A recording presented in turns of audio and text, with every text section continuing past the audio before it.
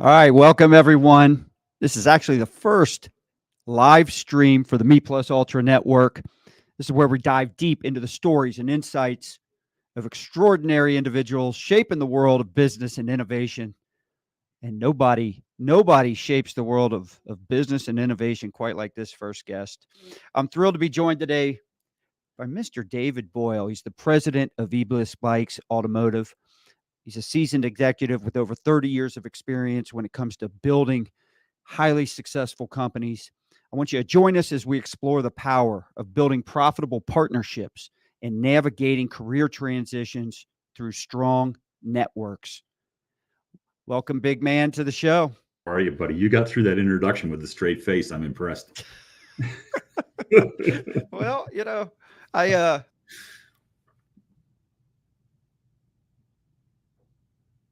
Oh, I hope we didn't lose them.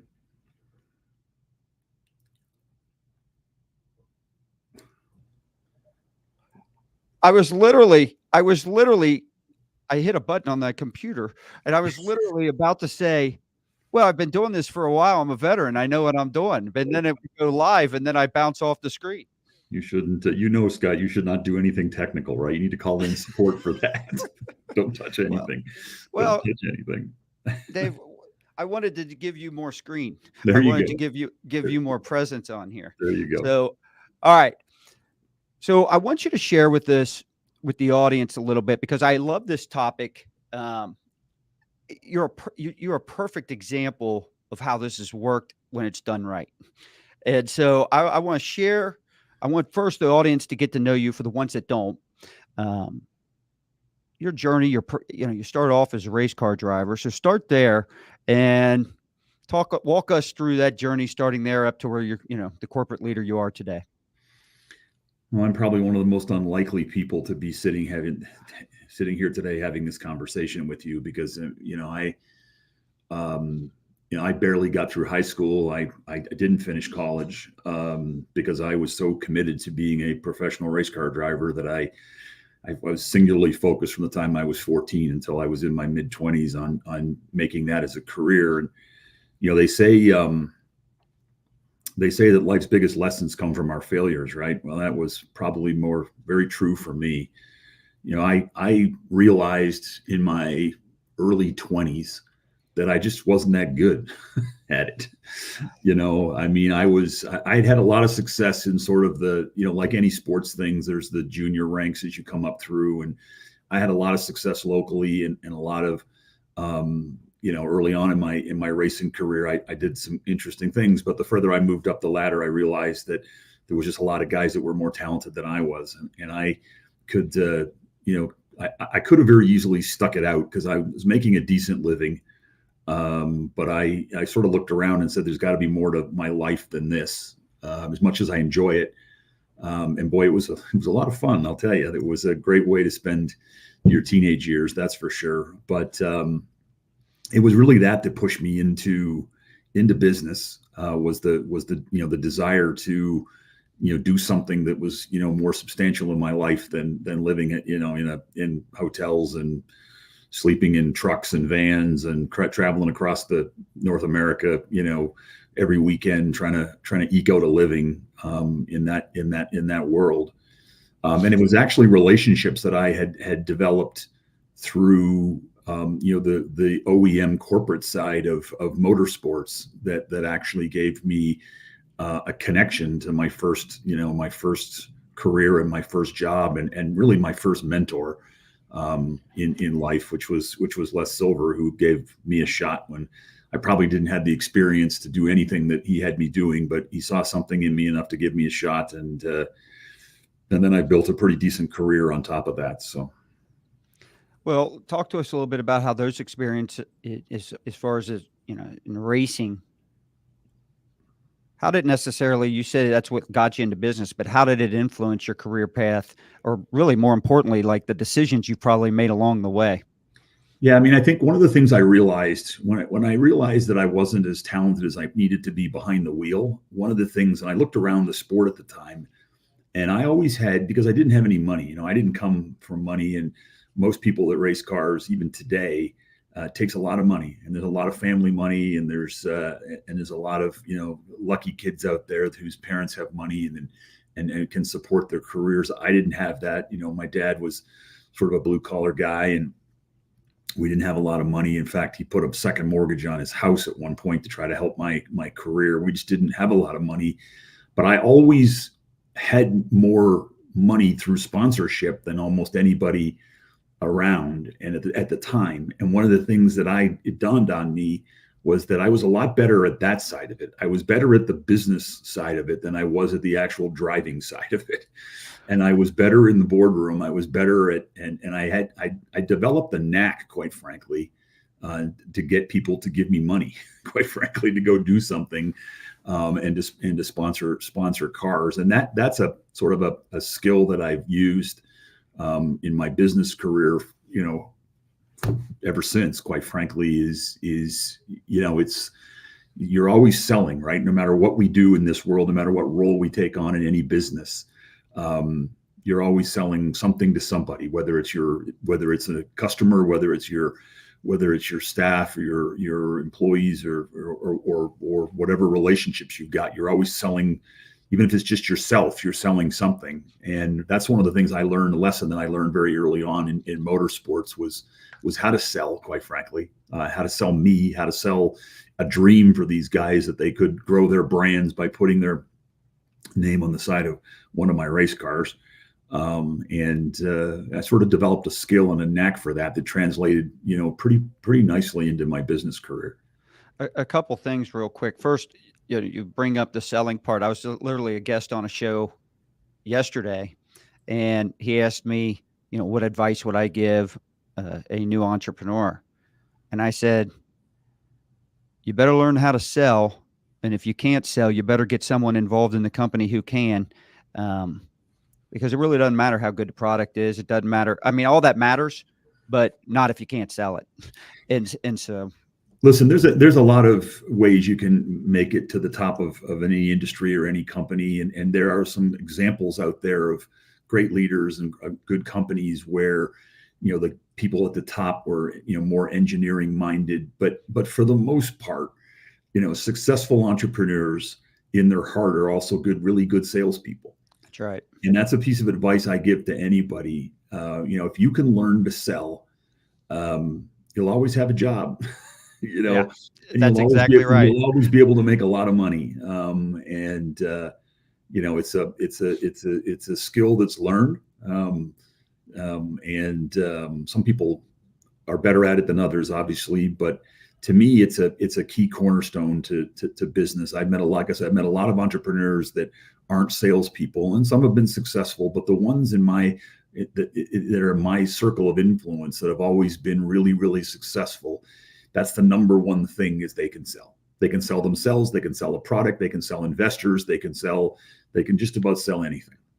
Yeah. And I should point out, we're here live in the new podcast studio for Business Bourbon and Cigars. I didn't want to create two, one for Me Plus Ultra and for Business Bourbon and Cigars. So I'm recording here live in this studio, but we're going live streaming, which means people who are out there watching this can comment. Not every social platform allows you to comment, and it'll come through StreamYard. So if you comment or ask a question and we don't get it on air, then it's only because it didn't come through, and we'll go back and answer those questions after the show. But if it does pop up on our screen, I'll pause what's going on and bring it to your attention or mine, and we'll answer it from that way. So please ask questions if you've got them. Once we get into the heart of this, but you were bringing up, we're talking about the race car thing, and you've been up here and you're coming up this Saturday. I appreciate it, for my wife's birthday, but we're in horse country up here. and you're when you're talking about, you were just okay driving these cars. Here's the thought that came to my mind. You're a big guy. How tall are you? Almost 6'2", 6'3". I feel like you're taller than that. I feel like you're I'm 6'2". I feel like you're taller than me. Yeah, I'm getting older, Scott. I think I'm shrinking, actually. I was always 6'3", but I think I'm shrinking a little bit. I'm probably closer to 6'2" right now. But well, maybe I was 6'2", and now I'm shrinking down to 6'1", 6. Possibly. So Yeah. So the thought that came to my head was, I translated it to horses. And if you came out and they said riders up, and then I saw the horse I bet on and you got up on my horse, I'd be like, holy shit. I'd be running to the window. I knew there had to be a punchline coming here somewhere. So these other drivers or the people that bet on these races, they saw you climbing into this car and they're probably like, well, hell, this car, Well, it's a little different when you got 700 horsepower versus one, but it's interesting you mentioned that. So where I'm a Canadian, I think most people know that, and I grew up cutting my teeth racing in north of the border, and north of the border is more. I did a lot of stock car racing, but more north of the border is more road racing, and I dabbled in road racing, particularly open wheel stuff, which is whatever, all my friends were doing open wheel racing. I couldn't because I couldn't fit in the car. Yeah. That is a true story. I was, the Formula Fords back in those days were built for a guy that, was 5'6" and, $160. And, I couldn't fit between the roll bars, so I had to go find bigger cars to drive, and that's how I sort of ended up driving stock cars, then ultimately full-bodied cars like Trans Am and whatnot. Well, Jeff Gordon's a small guy, right? Guys, they're all small. Well, that's the other thing. I think you got into the wrong type of racing. You should have got into wrestling or something. Or you should have got into drag racing or something that was over like this, where you didn't have to suffer for 500 miles being all cramped up in there. It's unfortunate you weren't around back in those days to give me that piece of wisdom, Scott. I would have maybe taken a different career path. It's what I do. I love giving advice and opinions. I appreciate that. All right. So let's talk a little bit about the role that strategic partnerships have played in your career and the success of the different ventures that you've had. Oh, what a question. I mean, it's everything. And I think one of the things, and I hope there's some young entrepreneurs and some people that want to be business owners listening, because I've learned all the lessons the hard way. Like I said, I wasn't formally trained. I don't have a, Ivy League education. I sort of, I realized I could sell, and I realized that would, get me a pretty decent career, but I wanted more than that. And I, with the help of Les and his mentorship in the couple of companies that I was involved in with him, I was able to work my way up. And when I finally got into a leadership position, that I realized, how ill-equipped that I was to really be in that role. When you're 20 something years old and, you've got, a vice president title of something, you think that you know everything and you think you can solve all the world's problems. Yeah. And you quickly realize how wrong you are. Right.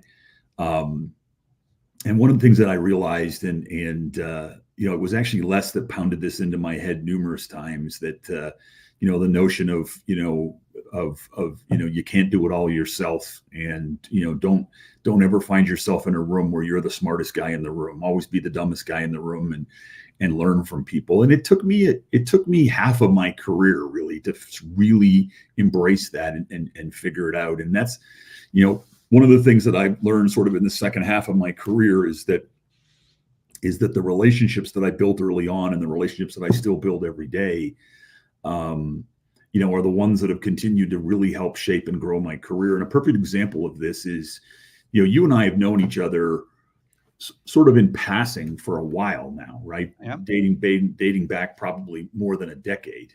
But we haven't really become friends since, we got involved in the business bourbon and cigars thing. And, you got me involved in that, which I'm so appreciative of that. And through that process, I met, probably, one of my better friends, and certainly a guy that's been a big influence in helping me, in my current venture, as you have as well, and that's, our good friend, Sandy Cerami, who I didn't even, it's amazing to me, 30 plus years in this business, I've never met the man, because we traveled in a lot of the same circles. One of the most respected consultants, in the industry out there. And, all of that was due to networking, right? Had I not come to the networking event with you in Business Bourbon and Cigars, I never would have met the man, and it would have been a big loss for me, because he's been a big help with this current venture that we're on with e-bikes. He's been a phenomenal help to me, just both personally and through the business, and as a sounding board for me. He and I talk every week, and he's been a big help for me in this current business that we're trying to get off the ground. Well, just think about, you and I met at I don't want to say it's a networking event, but Ted Ings, we were in California. It was one of Ted's first fixed ops roundtables, right? Yeah. You and I are just standing off to the side of the stage area. Back then it wasn't even a stage, right? It was just an area to talk. But we're just standing over there, and neither one of us were sitting there trying to get anything out of the other one. We were just talking about, I think it was bourbon, because I think you'd asked where I lived. I said Louisville. I think you had just come up for and did a bourbon tour at Peerless. Yeah. Yep. That's exactly it. And isn't it funny how those things just happen, right? I mean, it's amazing actually how those things happen. And if I look back, what was that? That was 5-6 years ago now, wasn't it? I don't even know if it was that long. Yeah, feels like it. But it's crazy. Yeah. And then you've been involved now with Business Bourbon and Cigars, the leadership retreat now since day one. Just for those who don't know, Dave was actually one of the first sponsor we've ever had, and he's remained since. So we appreciate that. But you and I become extremely close friends. Yes. I mean, we're going back and forth. I mean, you're coming up I can't tell you how much I appreciate it, man. He's coming up this Saturday for my wife's birthday party. No, my wife would not miss this. Neither would I. But Kathy's been planning it for ever since she sent out the invites. So we're looking forward to coming and seeing you guys. It's one thing to come up, but you're coming back up. You were just up here for the Kentucky Derby. Yeah. It's a good thing. Good thing Dallas to Louisville is a relatively short flight. So we were just there and we're coming back, and we're looking forward to it though. All right, so let's get into the specifics. Like, what are some of the key lessons that you've learned about networking, relationship building throughout the career? What's worked? What hasn't worked? Well, I know this is going to probably be too obvious, but the old adage of never burn a bridge is probably the best advice I can give anybody, because you never know, right, when you're going to be able to lean on someone. One of the examples, as I was prepping for this conversation, I was trying to think of an example that really stood out, and one of them was when I was involved with Les at the company that was Service Repair Solutions. Started off as MPI. Most people know it as MPI. It was the digital inspection company, and when we launched, we struggled. I mean, it was an expensive product in a market that they didn't really understand, and we struggled. It was a decision. It was a sales decision that needed to get in front of the dealer. And like a lot of companies that sell things to car dealers out there, we struggled getting to the actual decision maker, right? We could go talk to service managers all day long, but we struggled getting in front of the dealer, because this is everybody selling, especially B2B. And I don't even think it matters what industry. It doesn't. I think that's, I don't want to say it's impossible, because it's definitely not, but I think the cheese has moved a little bit on how to get it, the best way to get it done, right? I think those strategies with social media and all the things you can do on that have evolved. But go ahead, finish that thought. It's so much easier today than it was, but and listen, getting to the top executives is a challenging thing, and I'm both an example of that, and I live it every day. I mean, when I became a CEO for the first time, it was great because I could just deflect things to everybody and not have to make any decisions, right? And it was wonderful. And you can see that these car dealers, they do the same thing. And where I was going with the story with at MPI was I had reached out to, it was a lot of it was timing as well, Scott, but we're struggling getting to dealers. And about the same time, I literally had picked up, somebody sent me an email about a a massive round of layoffs that happened at Ford Motor Company, white collar layoffs. And when I was in my first company venture with Les at NewGen, one of my jobs was running a 50 plus person consulting company for him. And we did $25-30 million a year in revenue with Ford alone, doing consulting projects with Ford. Everything that they pretty much launched on the parts and service side of their world for the better part of a decade, we were involved in. And I made a ton of relationships.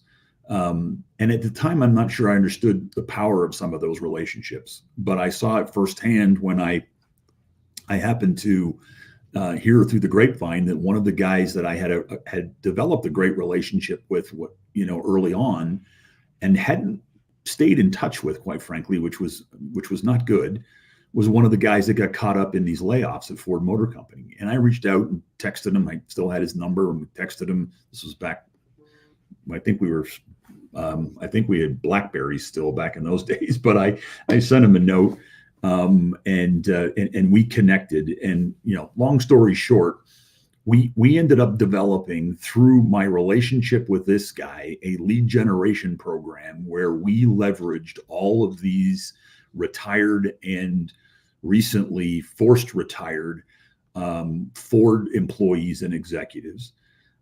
Because while we struggled getting dealers to pick up the phone, these guys didn't, right? Yeah. These dealer contact people, they had the coveted cell phone number of the guy that we could never get, right? And so, they could pick up the phone and call this guy and have a 2-minute conversation about how's life and you played golf lately, ... And then that rolled into, hey, I, as you heard, I recently left Ford and I'm working with this company and they've got a great product. And it was the ultimate in soft sell. But the response typically was, yeah, sure, I'll take a meeting with these guys. I'd love to hear what they got. And it was that relationship that I had developed very early on in my career, kind of let it go, which was unfortunate, but then rekindled it, that really saved that company, because it was in the height of it. We actually employed this guy, and he built out a network of probably 30 or 40 of these former executives across all the OEs that he just tapped into.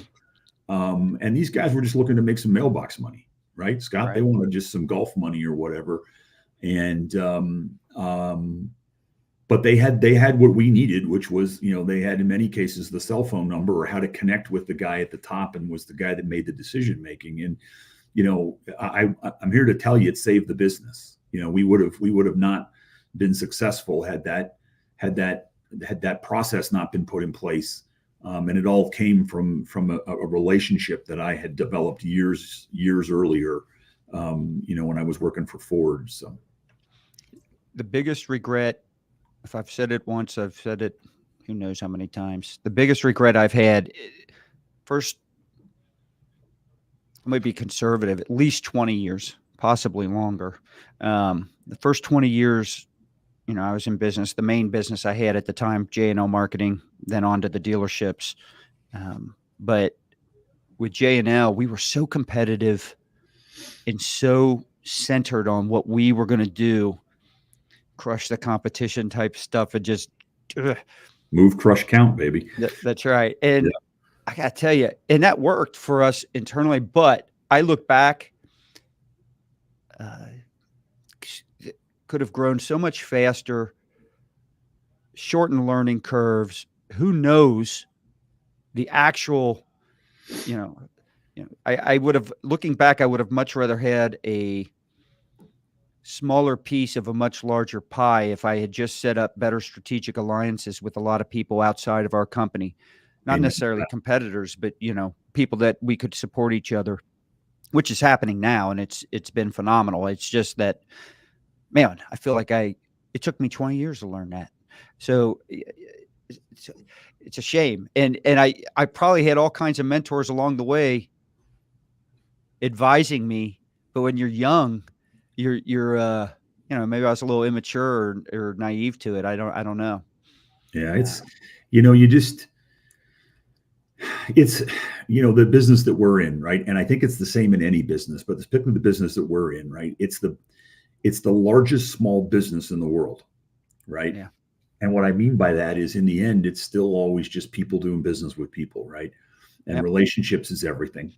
And as I've figured that out, and as I've evolved in my career, and I now have quite a thick, Rolodex, if you will. That's really dating me, but of names of people that I've done business with over the years, that I can Before, pick up the phone today and call. And some of these people I literally haven't probably had a conversation with in years, but I can pick up the phone and call any of these people and solicit their advice, sell something to them if I need to.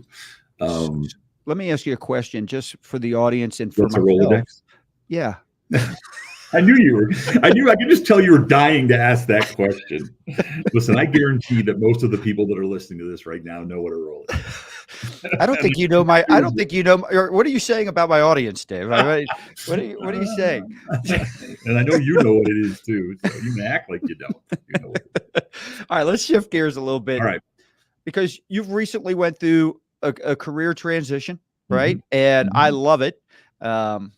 Let's talk about navigating that through strong networks and how that's helped you and how it even help form what you're doing now. Yeah, I mean it's funny when I look at I knew you were going to ask me this question. When you sent me some notes, I knew you were going to ask me this question. When I look back on my career, I've been pretty fortunate. I've had a 33-year career, and it's really only been with 4 companies that I was involved in, either founding them, running them, or at least one of the top 1 or 2 executives in the company. So I've been pretty fortunate in those years. And as I mentioned, Les Silver was, sort of my first boss, partner, and big mentor of mine. But every time I've decided either to move, either my decision or not my choice, to move on, it's always been some sort of a relationship that has helped me figure out what to do next. And I remember when we were wrapping up things at MPI, and I was leaving the company, and I was trying to figure out what I was going to do, and I had a decent amount of stock, and I probably could have, quite frankly, went and sat on a beach for a while, but I knew I wasn't going to go do that. But I was planning to take some time off, because I hadn't taken, I was early into my 50s now, and I hadn't taken any time off since forever. And I was going to take some time off and just sort of chill for a little bit, figure out what I want to do next. And I called one of my really good friends in the industry, who's unfortunately since left us, one of the best dealer operators I think I've ever met in my life, a guy named Joe Herman, who was a stalwart in this industry. And a lot of people on this that are listening to this today will know who Joe is. Unfortunately passed, way too young, from cancer. But he was a mentor of mine as well. And when when I decided to leave, I was keeping it a little bit quiet, because, I just, didn't, want the world to know at this point. I was kind of just want to fly under the radar for a few months. But I also didn't want some of my close friends to find out by accident. So I picked up the phone, I called Joe, and I said, hey, I'm leaving. And, he was involved in the company, and as well as an advisor for us. And I said, hey, I'm leaving, and this is what I'm going to do for a while. I'm going to just take a couple of months and figure out what I'm going to do. And this was his response to me. He said, like hell you are. He says, look, and I'm in a meeting, I'll call you back. Click. And he hangs up. And about an hour later, he calls me back, and he said, all right, I've got a meeting set up with you next Tuesday in Dallas. And I won't bore you with the whole story, but that's how I ended up in Dallas with my next career move. Was essentially made for me by a guy that I trusted so dearly. And when he said, you need to go do this, I didn't even hesitate. I just did it, and when I think back on that, that business venture didn't go as well as I had hoped, but it got me to Dallas. It got me to my next business venture. It allowed me to meet my beautiful wife and the love of my life in Dallas, and it opened up a whole another sort of channel of not only business but in my life that I hadn't planned on. That's for sure, and probably wouldn't have taken that path had he not said to me, this is what you need to do. And same thing is true with this change. You know, I had a successful company in traction tire profiles that I had, you know, helped build up and help run. And a guy that I have known probably longer than anybody in this industry, Bill Clem, calls me one day and says, "Hey, I've got this business idea I'd like to talk to you about." And we met for dinner at my club in Dallas. And he in the back of his truck, he had an electric bike that he wanted me to ride. And I said, "Bill," I said, "I haven't been on a bike since I was 18. I said, "I'm a four-wheel guy, not a two-wheel guy." And we'd had a couple of cocktails, so I wasn't sure it was the best idea for me to get on it. But he said, "Get on it and ride this thing." And I did, and it was pretty impressive. And I said, "Okay, so what is this all about?" And that's when he told me that he had this idea of starting up this e-bike company, and that he had this idea of possibly selling it through car dealers, and he wanted to bounce that off of me because he knew I was a seasoned car dealer guy. And that's what led to this business opportunity. And I met Bill. Gosh, I met Bill probably one of the first guys I met, actually, back when he worked for Ford Motor Company. He was my client when I was running the consulting division, and then he left and went to work and to run Visteon for Ford for a while. And then as I was leaving NewGen, this is where our paths kept crossing. As I was leaving NewGen back in the day to go on to my next opportunity, he was actually leaving Ford and came to NewGen. Les had recruited him into NewGen. So, and so we've known each other for probably 30 plus years, and we've always sort of stayed in touch. But we had never really worked together. I'd sort of watched what he was doing when he went and started a company called Fallbrook Technologies, which was an intellectual property licensing company that built basically a CVT style transmission for bicycles. So take your car CVT transmission and make something the size of a softball was what they designed and patented. They've got thousands of patents on it, and it really changed the e-bike world. Was this transmission. He sold that company, and then decided that he wanted to get on the other side. Instead of building components for e-bikes, he wanted to take a stab at building his own line of e-bikes. And he asked me to join him for the ride, and it was a tough decision to make for me. But like I said, I've known Bill a long time, and I trusted the direction that he was taking, and I made a big leap because I left the company that I, was running, and it has a very nice trajectory as well. And I just thought that this was an opportunity in my advanced years, because I am 60 now, Scott. So Wow. You know that because you were at my 60th party, if you remember.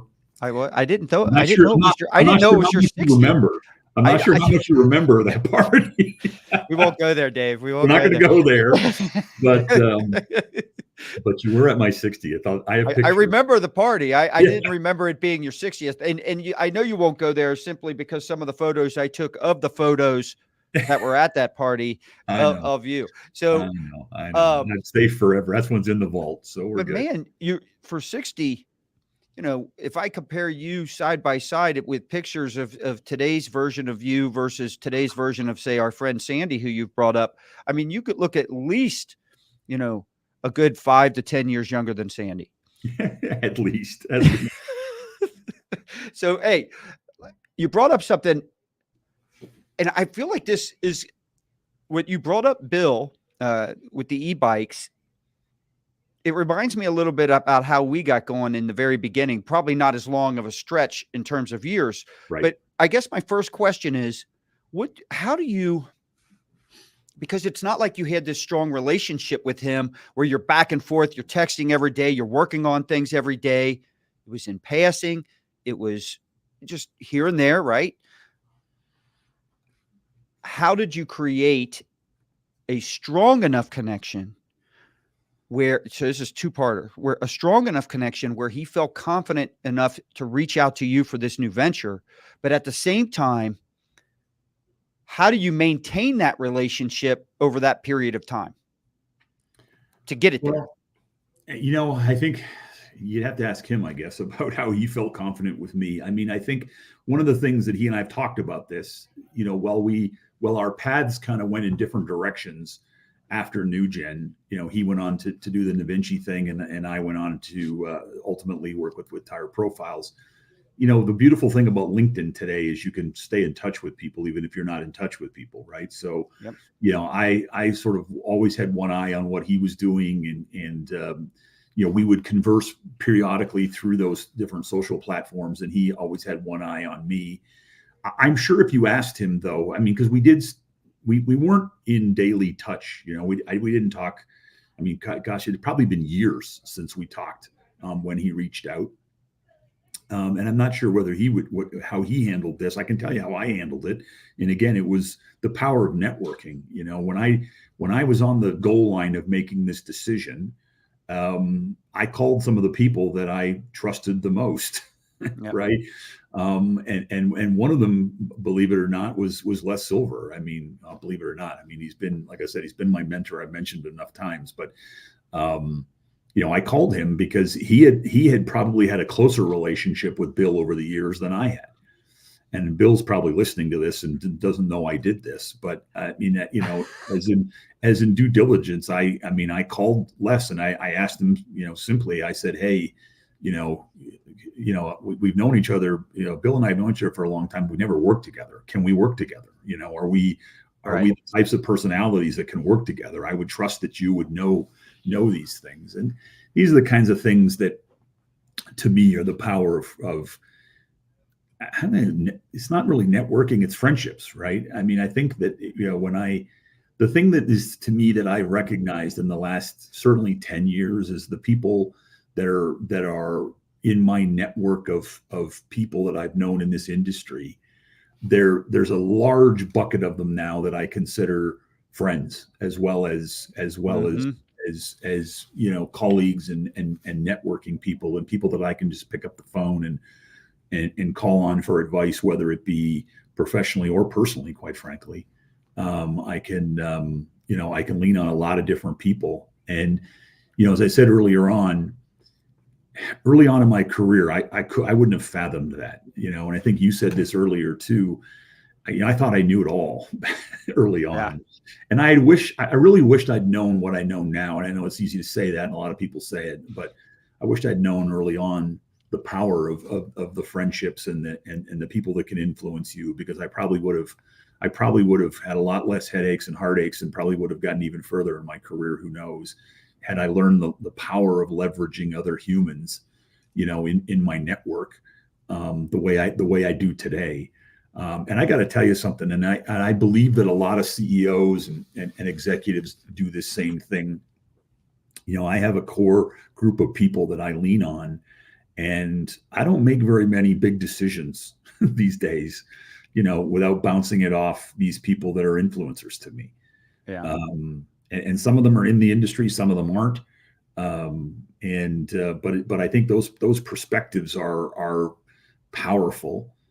And I'm going to give you a shameless plug here. I think this is one of the things that I really enjoyed about BB&C when it first started, and then I also enjoy about the new Me Plus Ultra, is an opportunity to, just sit around the room and talk to a bunch of other like-minded individuals and ask them questions and have them help you solve some problems that you've got in your business or whatever.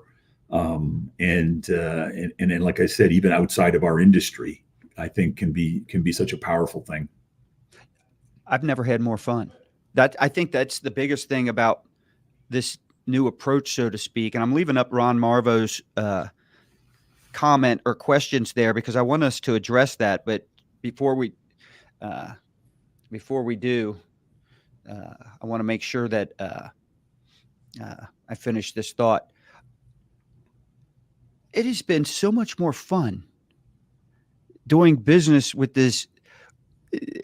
people that you enjoy doing business with. For one, I don't feel like, and this came up on, I don't feel like I'm, when you're in the selling mode and you're growing a business, and it's not about strategic alliance, and it's very self-centered, and you've got that tunnel vision, right? And I don't mind the grind. I don't mind the intensity. I like that. Right. But I'd rather have that with fun and doing it with people I enjoy it. I got to tell you, for me, and I'm going to answer Ron's question here, and I want to get your input on it as well. Right. Because if you're looking to convert relationships, I'll make sure. If you're looking to convert relationships from cold to warm, how do you balance traditional networking methods with digital methods, social media, and et cetera? And do you feel one is typically stronger than the other? I don't think it's either. And here the traditional approach is you'd show up to networking events, right? And it doesn't have to be an event. Networking can happen anywhere. You show up at a networking event, and usually one of two things happens, right? You find someone you know, and you end up talking to that one person, and you stay in your comfort zone all night, and you talk to that one person all night long, and you basically showed up to the networking event for nothing. Or you make a true effort, and you get around and you collect 20 some odd business cards. You put them in your pocket. If you're a woman, I guess your purse, whatever. You go home and you never look at those cards again. Mm-hmm. And if you do, no one ever talks because it's not real. So I guess where I'm going with Ron's thing is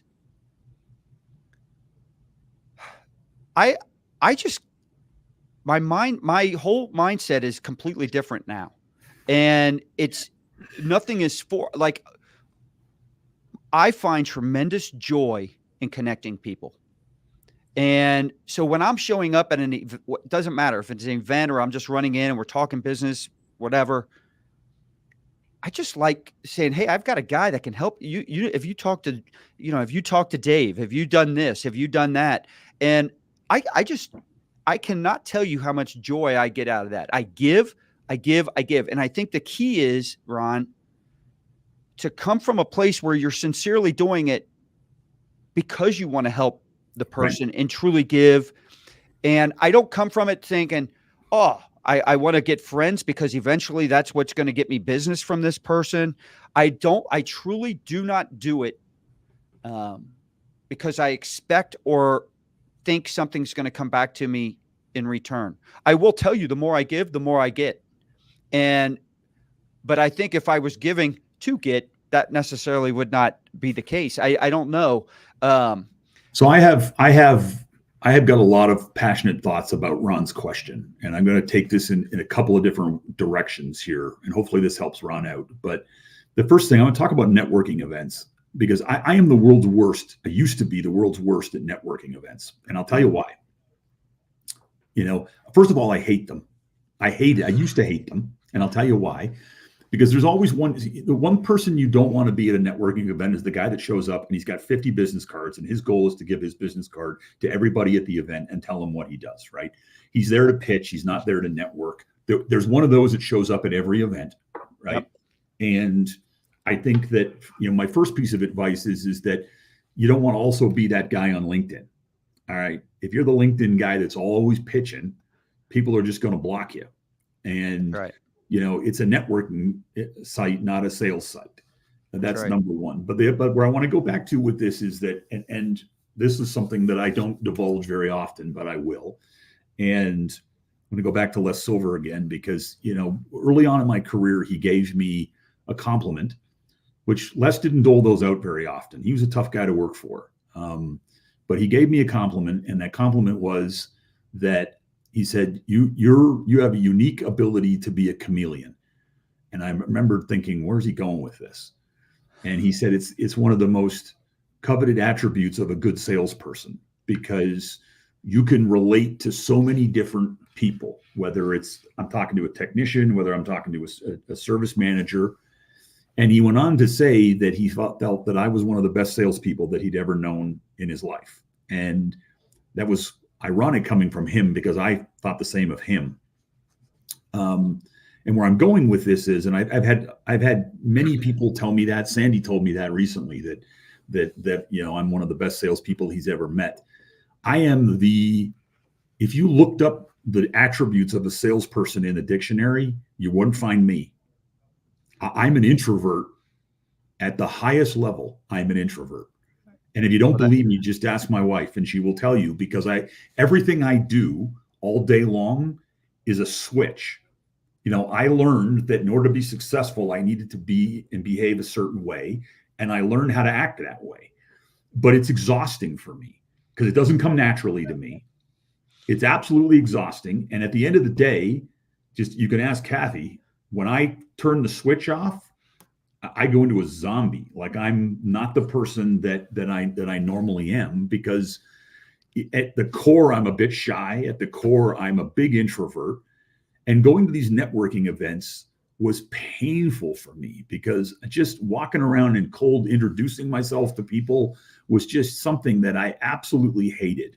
So I learned very early on how to be successful with networking events. And where I'm going with this for Ron is that the same thing holds true for LinkedIn and anything else as you're trying to take. If you've got a target that you want to get and you want to develop a closer relationship with someone, when I would go to these networking events, I would find one or two people that's going to go to the event and that I knew that I had a relationship with. Because once I've got to establish a relationship with somebody, I can sit and talk to somebody for hours, and I can be gregarious, and I can be the funny guy at the party, and I can get my pitch on, and I can do my deal once I get to know people.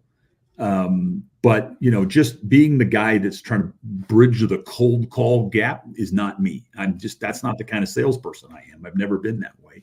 So I would go to these networking events, and before I would go, I would seek out someone that I know is going, and I would say, hey, is there 2 or 3 people at this event that that you would introduce me to? Because all I needed was that, warm introduction. Hey, Scott, let me introduce you to my buddy Dave. This is what he does. And that's all I need, is that start. And I can sell anything to anybody at that point. It's getting started. That's been was always the challenge for me, was that first, those first sentences out of my mouth. So what I learned very early on in these networking events was to leverage people that I knew were going to be there to sort of help break down the cold call barriers for me. I do the same thing on LinkedIn every day. That's how, to me, is how you leverage LinkedIn, right? We've all got tons of connections. I reach out to Sandy, I do it to you. I reach out to people that I know, and I say, hey, I'm trying to connect with this guy. And the one thing I will never do to somebody on LinkedIn is I will not be that guy that says, hey, Scott, I was looking at your profile. We have a lot of things in common. Can we connect? No, because I hit no to every one of those. No, because if it's not going to provide value, I don't need lots more friends, right? I've got lots. I don't need a whole bunch of people on my LinkedIn. I don't need to be the guy that says I can boast about having 1 million connections. I want a couple of hundred that are real connections. I don't need thousands. So I'll never be that guy, but I will be that guy that will reach out to someone and say, hey, Sandy Cerami suggested I contact you. Would that be okay if we had a conversation? Name dropping is a wonderful thing. But again, to me, this is the whole power of networking, right? And these platforms like LinkedIn, and as I've built my network up over the years, it's made selling so much easier for me, because I've been able to get rid of almost 100% of the cold calling stuff, or the just, walking through a cocktail party and trying to shake hands, which I can't tell you how much I detest that whole environment, right? I've been able to be successful because I've been able to work around it and leverage people that I know. It's intent, right? And take the old you, right? It's exhausting to you. You didn't like it because your intent was to show up and try to find ways to get in or sell, right? Whereas now it's, it's almost like you've forgotten about that. Comes when you do it the right way, right? That comes when you do it the right way. I'll give you an example for me. So I would classify myself as an introvert as well. My close friends wouldn't say that about me because I cut up a lot. But that's because I'm close, right? Exactly. And it's exactly yeah. The people that know us would say you are not introverts. Exactly. But it's the only people that really know us is us, right? That's right. And we know how much of that is actually just the switch that we flip every morning. When we get in front of the camera, or we get in front of a client, or whatever. Well, for me, quite honestly, I don't know when that switch happened for me, in the sense that um, when I started doing video stuff and doing on social, man, I got to tell you, at the beginning, I hated it. I hated it because probably my ego was so worried about the perception of what people would think. Am I doing this right? Am I being professional enough? Am I giving good value? Or is he being self-promoting and it's all about him type stuff? And I think once I just dropped all that and said, I don't give a shit what people think, I'm doing Right. my thing. That made it easier. But, I was at Monterey Car Week. All right. This is 2 years ago. And my wife had Just the one you got invited to because you bought a Bentley? Actually, it's I got invited to that because I used to own one, and You then can because of edit this part out. and then we can't. It's live, Dave. And then and then because of that event, I bought another one. So yeah. But and maybe that's why they like me, because I bought one. So I don't know, but my wife, we had just had our little girl, Michaela. So 3 weeks in. And so she's not going to go out there with me. And that's 4 days out there. And so I'm going out by myself, and I don't have my wife, who's definitely an extrovert, can talk to anybody instantly. She makes it easy for me. Right. So I go out there, and I got to tell you, from the first moment, but I didn't go out with anything to sell. And I think that was the case. And I have strong business relationships that have come from that event. And now I go every year, and I got people that call me from this. And there's been new business opportunities that have come from it, different ideas, the networking around the fire pits. It's just incredible. But I felt comfortable from day one. And I think it starts with intent. Your intent can't be, listen, you're showing up to this. Yes, you want business to grow, and it would be great. But if you have to truly and be sincere about coming to these things, about giving and enjoying yourself, quite honestly, the rest comes. And I think if you're being true to who you really are, I think the rest is easy. I look at, you mentioned business bourbon cigars a couple times, and I want to get back on this eBliss thing, because it's not just Bill. You've got an entire network you've now leveraged, Arnold. All of this has come from this network you've built. Casey is a new connection to you and is now getting involved. Yep. I just think, and I wanted to talk to you about eBliss, because to me, it's a perfect example of how this network you've built over the years, and not just the old relationships, but some of the new ones, and you've brought them all together. And to me, and I see it in you. When I talk to you, I can tell you're excited about it. You're passionate about it. And what a joy to be, you said you're 60. I'm not going to say, you've already volunteered that information. You're 60 years old, and to come into a situation and wake up every single day excited to do what you're going to do. Right. It's funny. It's not, and again, not that the previous companies that I worked with and not that they weren't, I wasn't passionate about those companies, because I certainly was. But there's something about this that I sort of feel like, I know this is going to sound hokey, but I sort of feel like we're making a difference on some level. And I kind of wanted to do something that gave me that feel, that gave me that passion back. Yeah. Sort of my last kick at the can, maybe, in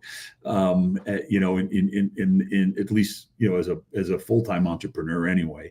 So that was, that to me was what sort of drove me into this decision. But it's like you said, it's leveraging out and starting up this business has ramped up way quicker than Bill and I had even imagined.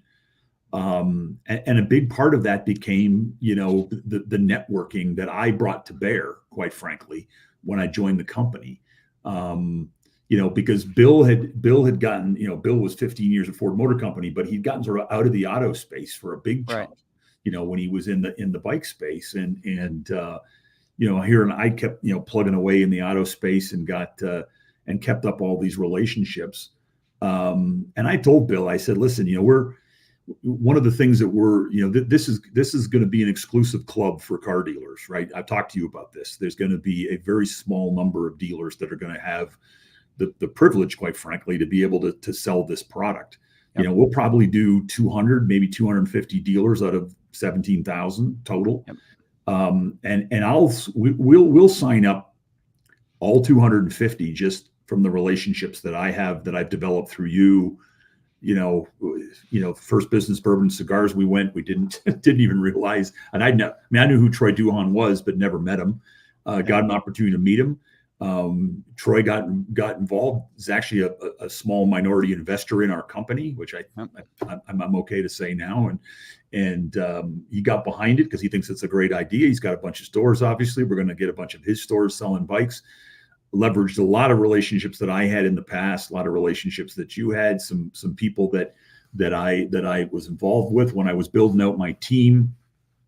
I tapped a bunch of people that I had worked with in the past, some guys that had worked for me in different capacities at different businesses. I mean, it all came together, and it came to fore pretty quickly. And we've gone from a concept in October, November of last year to, I'm happy to announce that we're actually have signed dealers, and we're delivering bikes this week into dealers to start retailing them. So, nice. Yeah, we've gone from, bike designs on paper to the most gorgeous looking bikes I've ever seen. And we've got, thanks to Arnold Gasita and his team, we've got a warehouse full of bikes in Houston now that is being shipped to dealers, like I said, starting this week. So we're excited.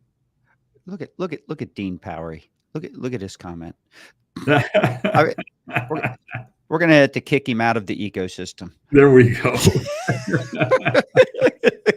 So Dean has become he's another good example, right, of someone that is a good friend and offers an incredible product at the same time, which is nice. It's a nice combo. So he's in my stores. I can tell you that, and does a great job networking as well. He could have been a guest on this show, because I feel like if anybody builds good relationships, he's definitely one of those people, and we could learn a lot from him. But man, I got to tell you, so last week's Kentucky Derby, right? Let me tell you what I love about, because really what's happened here, we talk about community and things like that.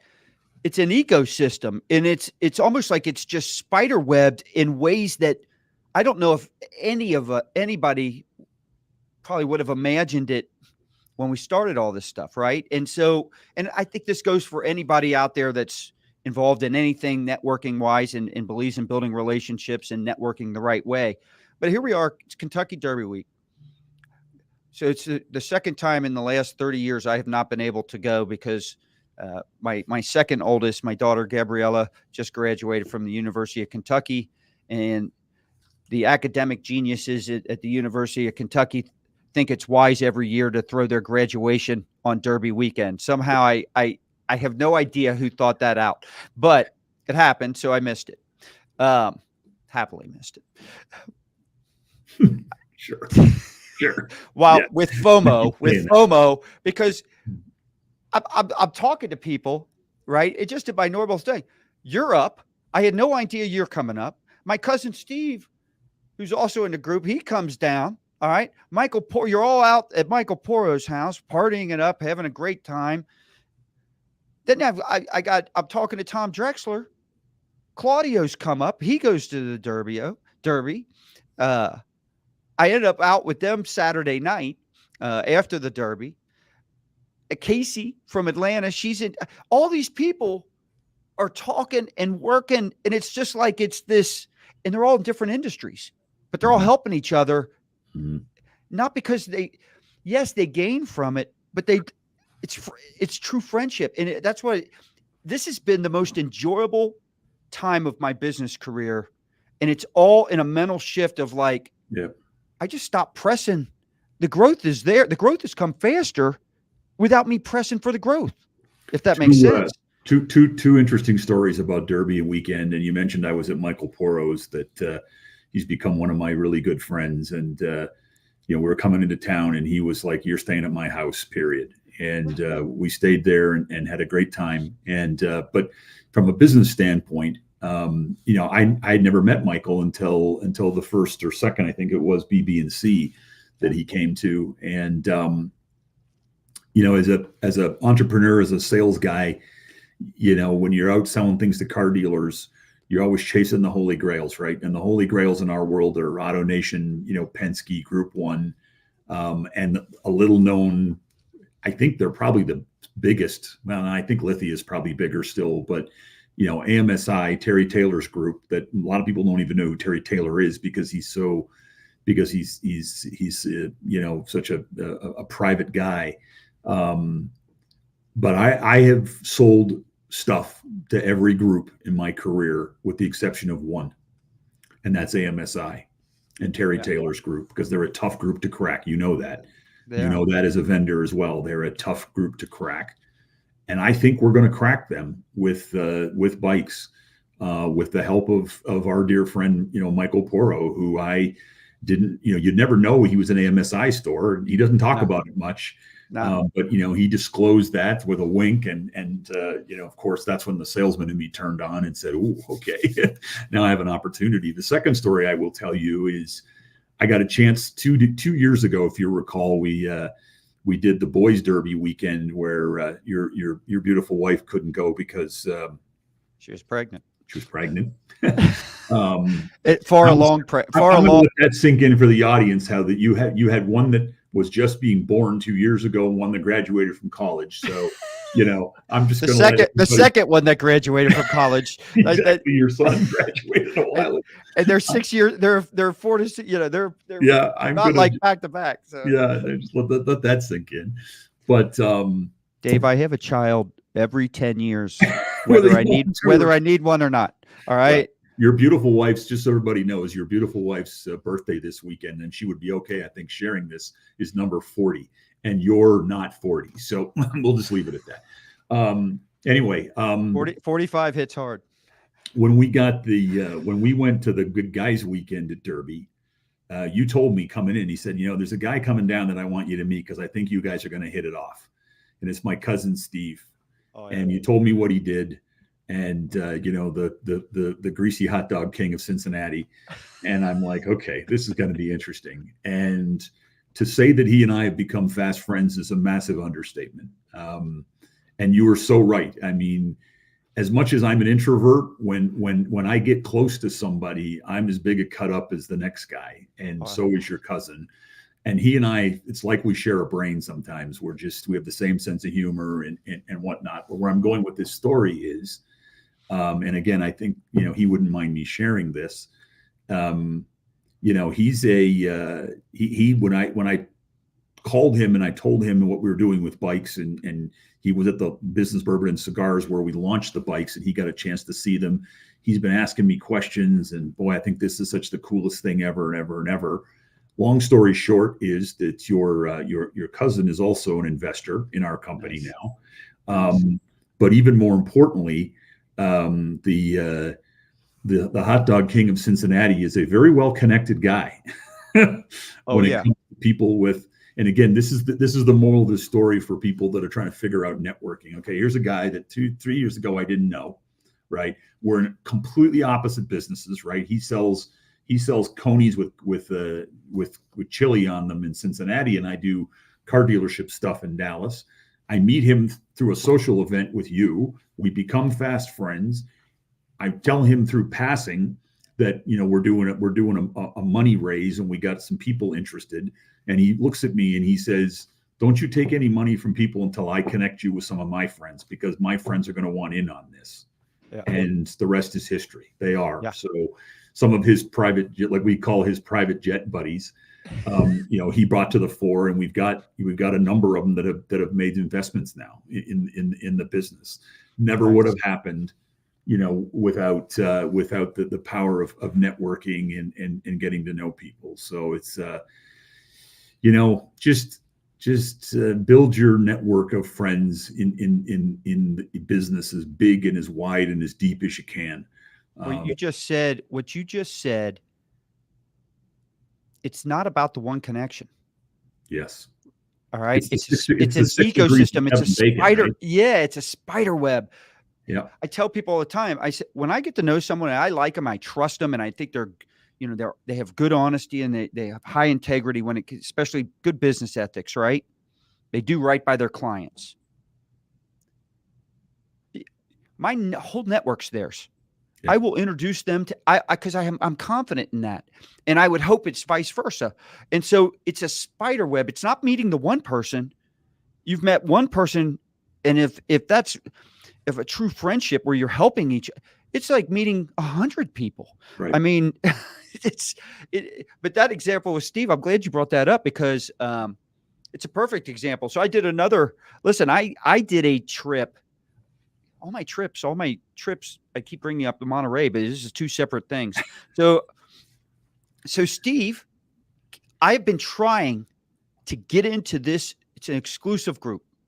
And I hate to say the name on social live, but I also love it at the same time. So I'm going to say it anyways. It's called the Gathering of Gentlemen Golfers. So it is, let me tell you something. It took me, you got to be invited.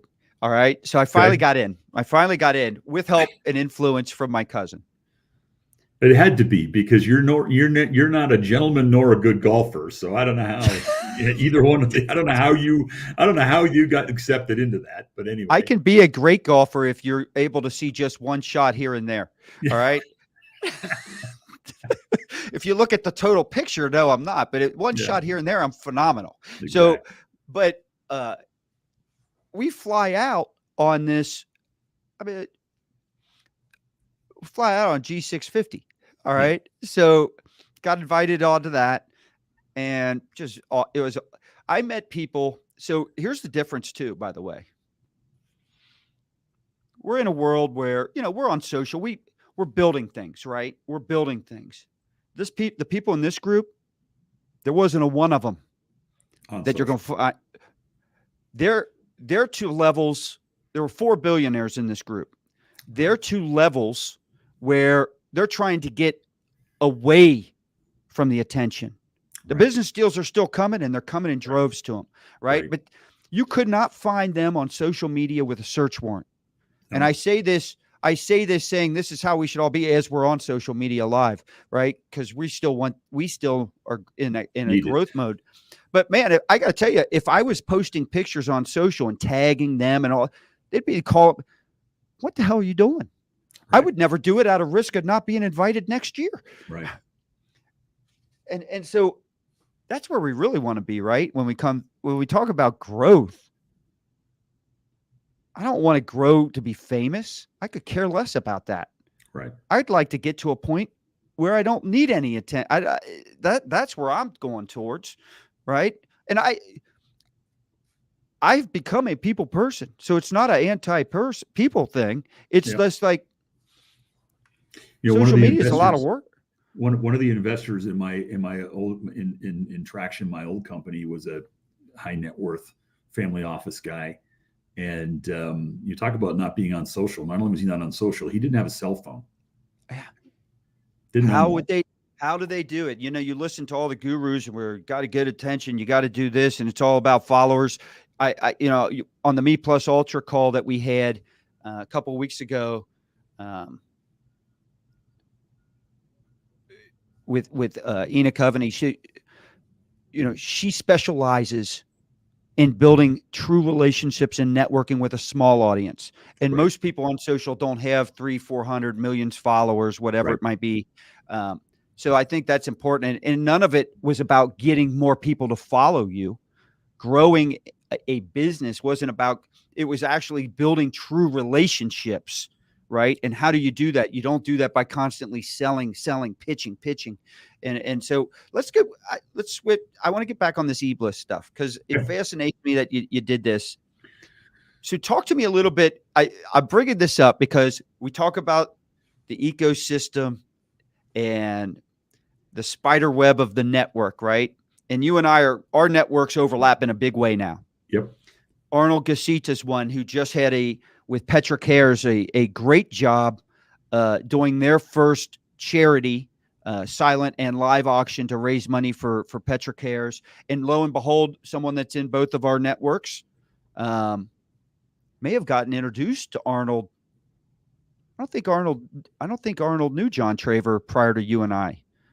I don't know. I don't think so.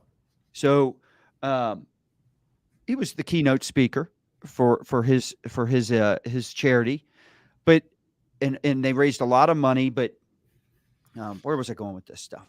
I know it was about the spider web and all this stuff, but we were down there. Oh, go ahead. What were you going to say? Well, I was going to say, you talk about Arnold. Like I knew Arnold, I knew of him. I've obviously heard of Petra before, but one of the things that you can find this on our website, but for those who don't know, eBliss has set up a partnership with Arnold and Petra.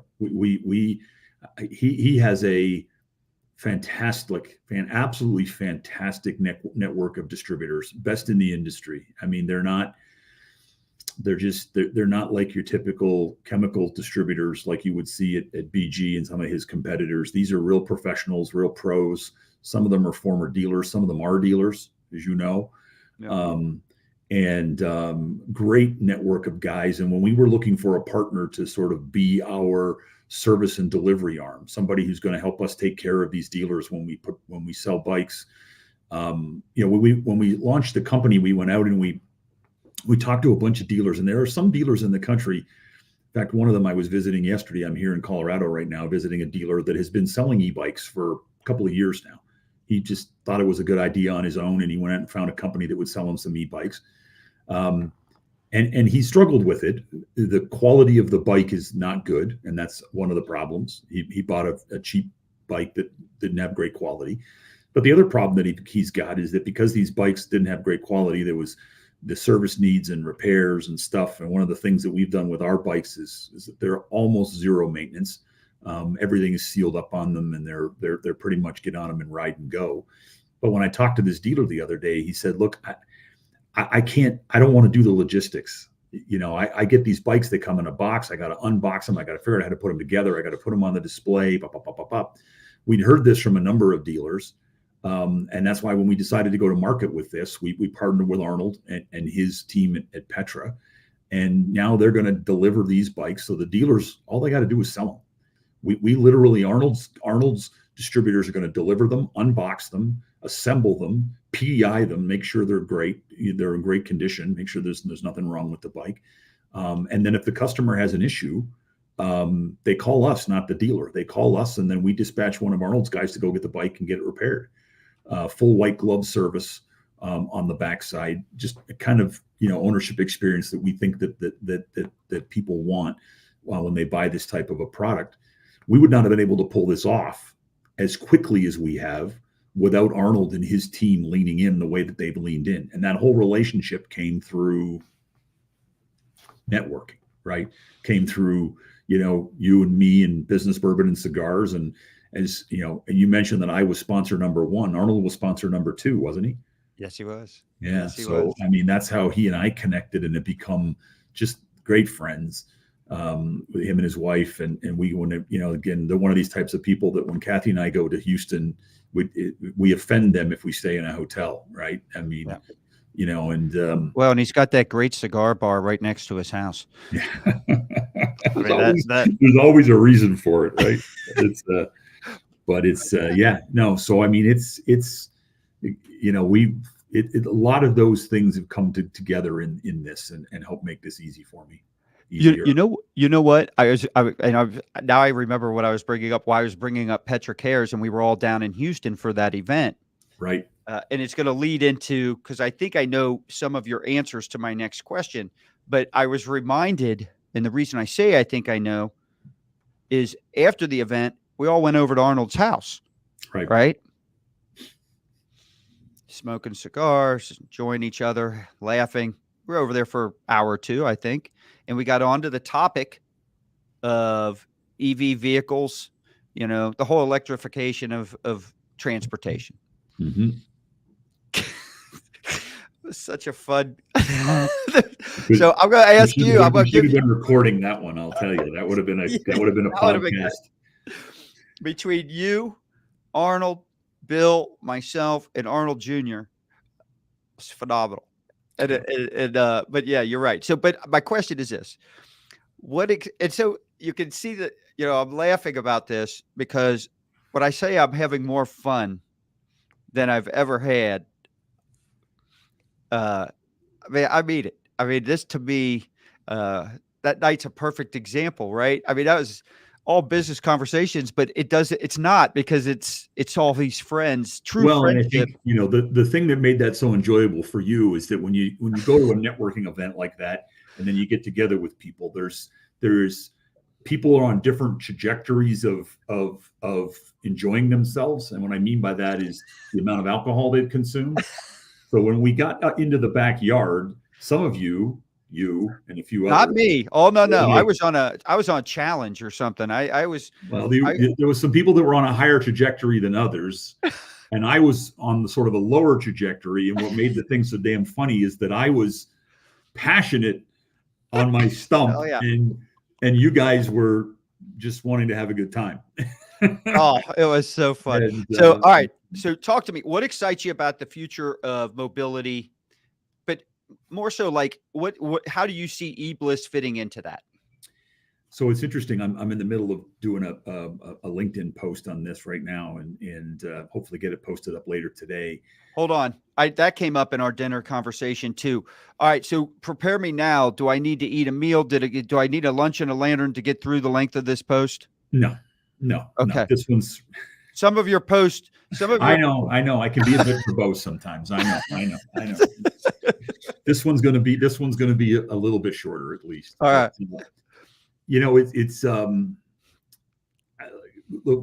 role that eBliss is going to play, right? I mean, people ask me all the time, what's the sort of, what is this? What's the company after? What are we trying to accomplish here? And what we're trying to do is twofold. One is it's the 1 mile rides and the last mile of delivery. And I think that in our world, the business to dealer to consumer sales is going to be about 50% of our business going forward. And the other 50% is going to be dealers helping the dealers tap into the fleet market, which is going to be small, medium-sized fleets, and even the large fleets like Amazon, and figuring out how they accomplish this last mile delivery. If you follow anything to do with transportation right now, you're going to know that this is a huge problem, right? I mean, they're outlawing panel vans in Manhattan, outlawing them. I mean, and Amazon doesn't know what they're going to do, quite frankly, because they're such a mess from a congestion standpoint.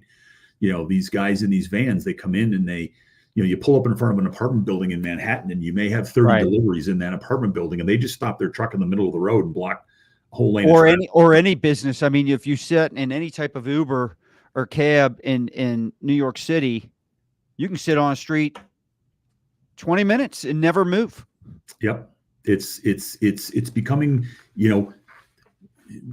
Bezos has got us all hooked, right? We're all hooked on the drug of, I can order something for $4.99, which I actually did the other day. I ordered something for $4.99, and I chose overnight delivery, which cost me 99 cents. So for $5.99, I had something at my door at 5 a.m. the next day. I mean, you want to talk about frictionless. We are hooked on that, right? But it's creating another entire opportunity for other industries, right? I'm a person that believes that the whole drone delivery thing isn't going to work, right? I mean, I live in an area where our city council has got us signed up with Uber Eats to be one of the pilot cities of using drones for delivery services. And if you read the disclaimers that they've given out to all the residents, it's hilarious. I mean, they're only going to do it during certain hours a day. They're literally telling residents when they're going to do it so people won't shoot these things down. Full disclosure, I live in Texas. Especially, yeah, there's some people in Texas that probably would shoot them down, not knowing what they are.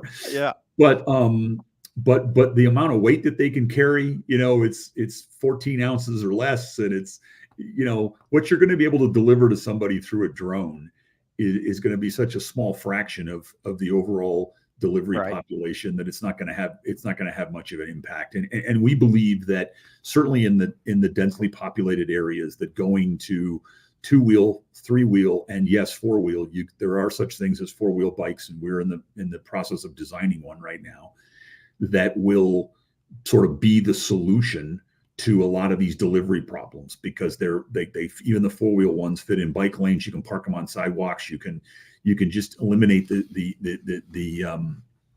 congestion. And there was a story just popped up today about in the UK of Amazon has this hub and spoke design where they've set up small distribution centers just on the outskirts of London, and these guys on these 3 and 4-wheel e-bikes go and load up with packages, make the deliveries, come back, load up again, make their deliveries, with a much less impact on congestion and whatnot in the city. So consumers, fleets, it's going to be just a huge opportunity, I think, and that's where that's what we're focusing on, is that last mile. You've heard me say this before, and it's actually in a bunch of our it's on our website and on our posts. I've sort of coined this phrase called the hybrid garage. I think that's the future, Scott, on the consumer side.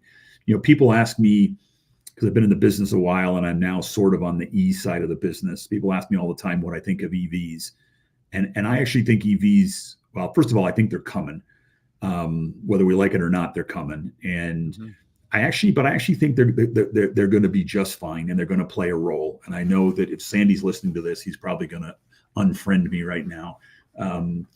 But there's a lot of people that think that this is just a big red herring, and I think that the problem with EVs right now is not the EVs; it's how it's being positioned. Sort of this all or nothing mindset that the government has taken, and then the OEs have adopted, which is, okay, no more ICE vehicles by 2035 or whatever. They keep moving the field goal, but the goalpost, but whatever the time frame is, we're getting rid of all the ICE vehicles. And I think that's so unrealistic that I think most consumers realize that's unrealistic, and it's turning people off the whole notion of EVs in general. The reality is, for people who don't know what ICE, I know what it is, but with internal combustion engines, so gasoline engines. So I'm one of these people that believes that the future of the garage is one of each.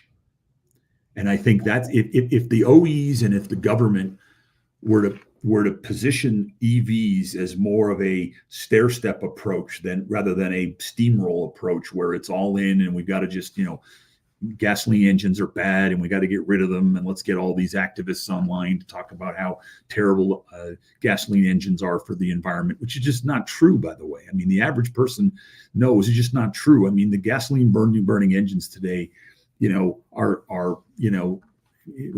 an interesting story that the average leaf blower, gasoline powered leaf blower that your lawn care guy uses, creates more impact on the environment than a car does. And the reality is that I believe that people are going to need different vehicles for different reasons, right? And the guys that were trying to promote fractional ownership there a few years back, if you remember, there was a couple of companies popped up and they were talking about fractional ownership and whatnot. I actually think they were onto something, because I think that different types of vehicles for different purposes is, I think, where this is going to evolve. And I think that, even myself, and I'm, people that know me know that I'm a car guy. I've got the 700 horsepower Corvette in my garage that is not good for the environment, right? But I also have some e-bikes in my garage, obviously, and I use them, when it's appropriate. But I believe that at some point in the not too distant future, I'll own an EV, because I think that for the average commuter, an EV makes all the sense in the world. I would love to. I would love to have an EV, and I Yeah. gotta tell you, because I run right up to the minute of where I need to be, right? And so, Yes. you know how many times I've done that, and I'm like, son of a bitch, I gotta get gas. And Yeah. so, if I was just plugged into the wall, I wouldn't have that issue. Now, you've been to my house. I live in a perfect neighborhood, in my opinion, for an EV bike. Well, I think everybody does, Scott. So listen to this statistic. A lot of people don't know this. So there's about 119 million, that give or take, rides every day in this country. Single person, one person in a vehicle, 119 million rides. Okay. Of those 119 single person rides, over 30% of them are less than 1 mile. Yeah. 50% are less than 5 miles. Yeah. We don't drive our cars as much as we think we do, right? We take a lot of short trips. Well, And where I was going with it, Dave, is my neighborhood. everything you need is right around you. It's right around me, and it's kind of like, it's more of an inconvenience, the whole process of me getting in the car and out of the car, where I'd rather just hop on the bike and go. I can go wherever. I can park easy. I can do. Listen, even in its worst estimates, the Ford F-150 Lightning has gotten absolutely crushed in the market because, the Ford came out and said it had a 300-mile range, but if you put anything more than, a couple of people and a dog in it, the range drops to, 150 miles or whatever. I would love to see somebody do a survey that surveyed, as many people as we could. Is your commute to work every day 150 miles round trip? The answer is no. Nobody's commute to work every day.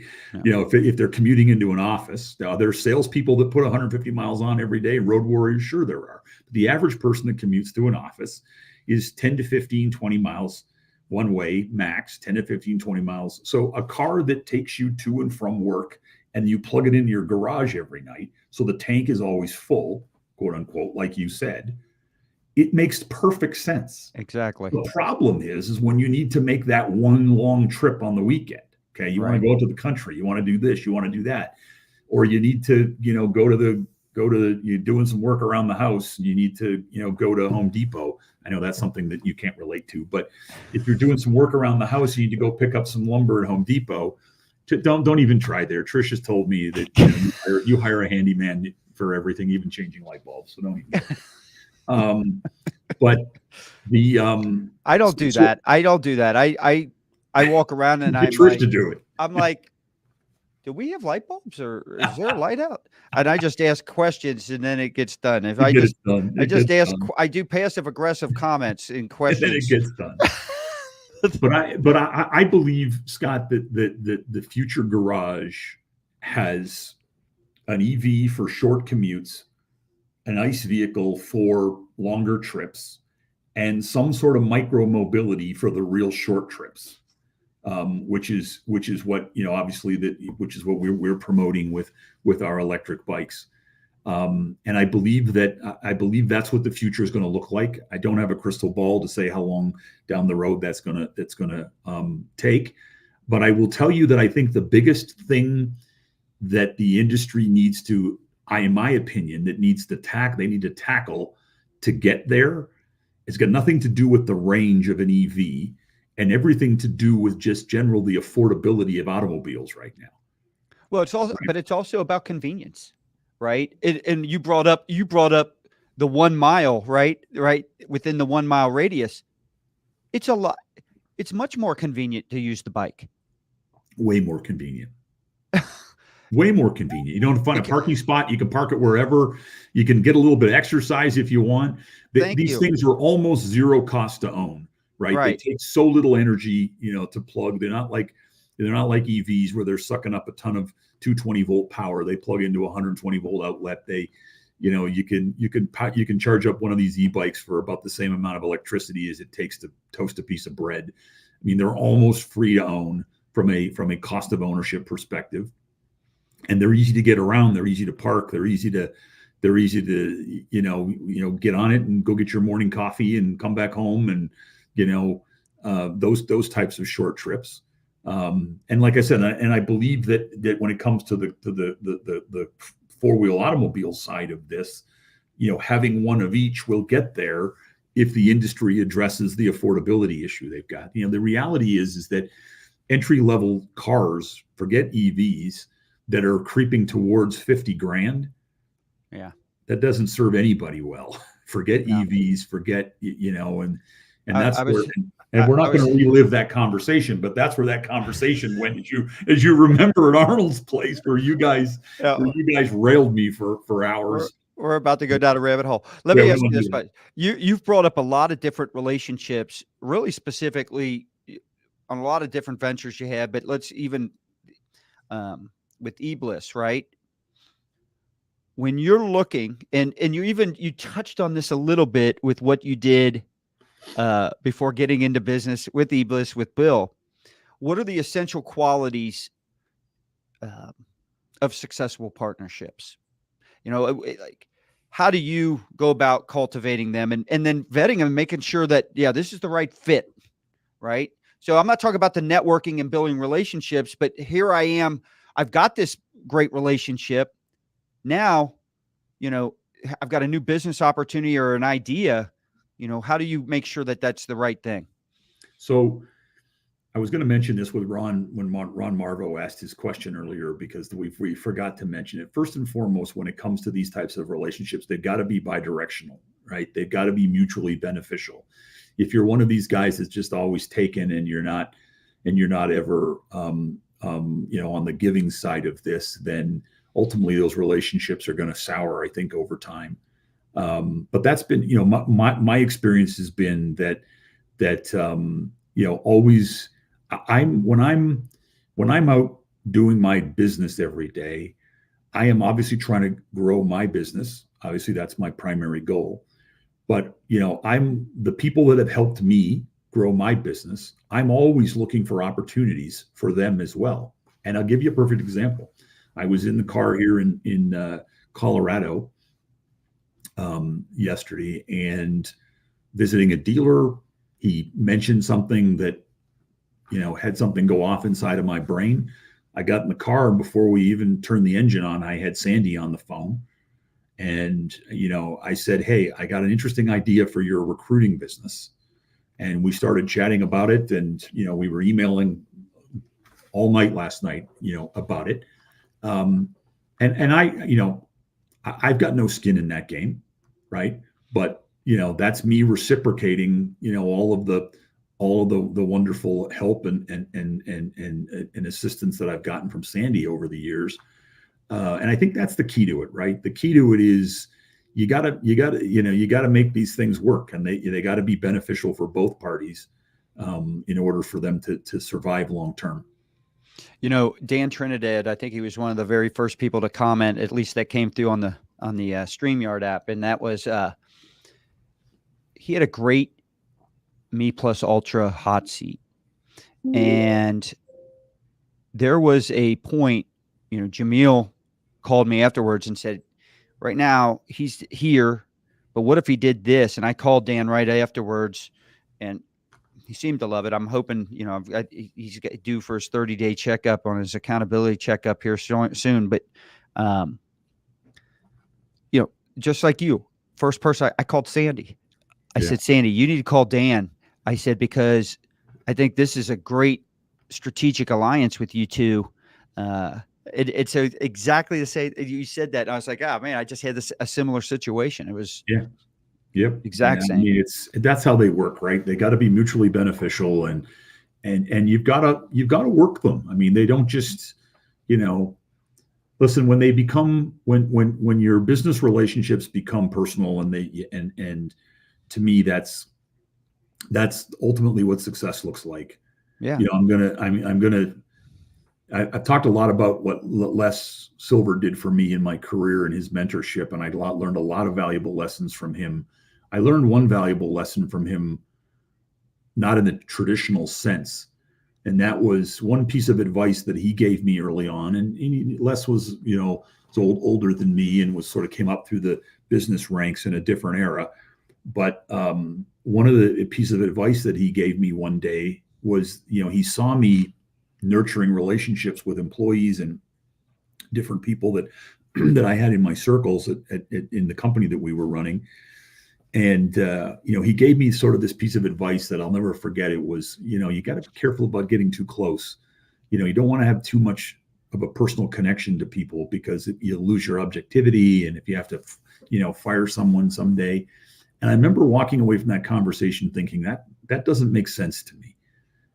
I think I'm the type of guy that if I had to let a friend go, I could let a friend go. And in fact, I think if I was a friend, what I think is if I was a real friend to that person, I wouldn't have to let them go, because if they were letting me down, they'd probably leave on their own accord before I had to let them go. But the other thing is that, in the end of the day, it's all about the personal relationships that we build with people, in any business that you're running. And, a goal of mine has always been, no matter who, whether they're employees or their peers or whatever, is to try to be friends with everybody that I do business with on some level, because it just makes doing business that much more enjoyable. You said it earlier, right? You're having fun again. And I think that, doing business with people that you like to do business with, and that you generally like as people, and that you will hang out with outside of a business setting, just makes the business side of business so much more enjoyable and easier. I had an employee once, Dave, when you bring up not getting too close and how you didn't jive with that. And here's a good example of it. So I had an employee, and we were friends. But this is before you're on social media, before you're on like Facebook a ton and stuff like that. So early 2000s. And I let him go.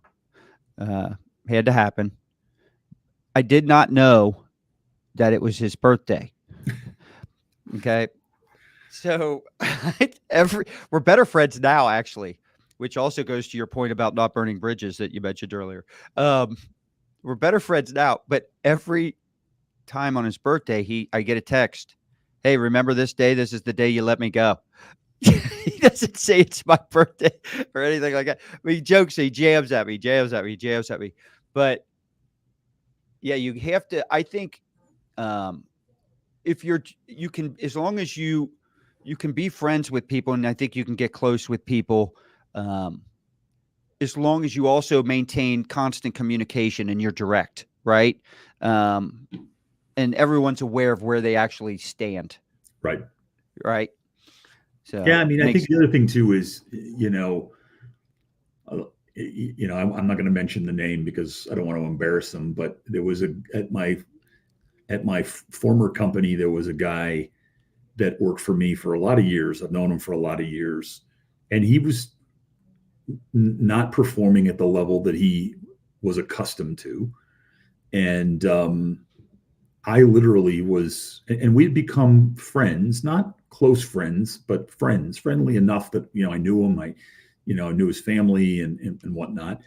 And, I'd had some conversations with him, not hard conversations, but I had some conversations with him over the months leading up to this, that he just wasn't performing at the level that I was, thrilled about.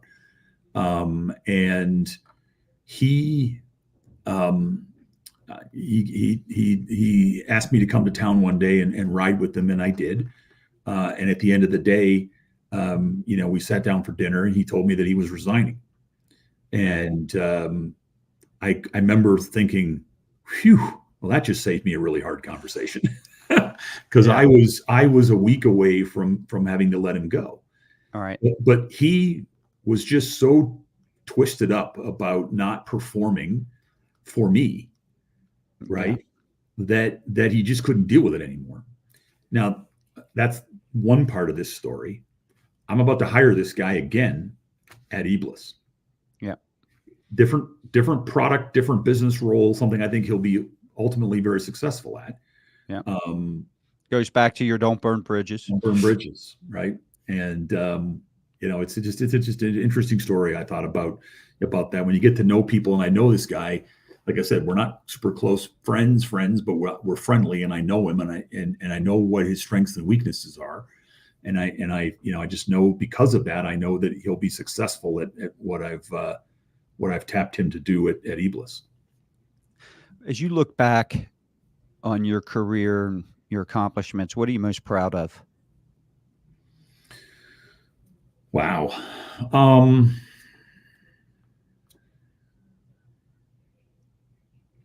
I would think that I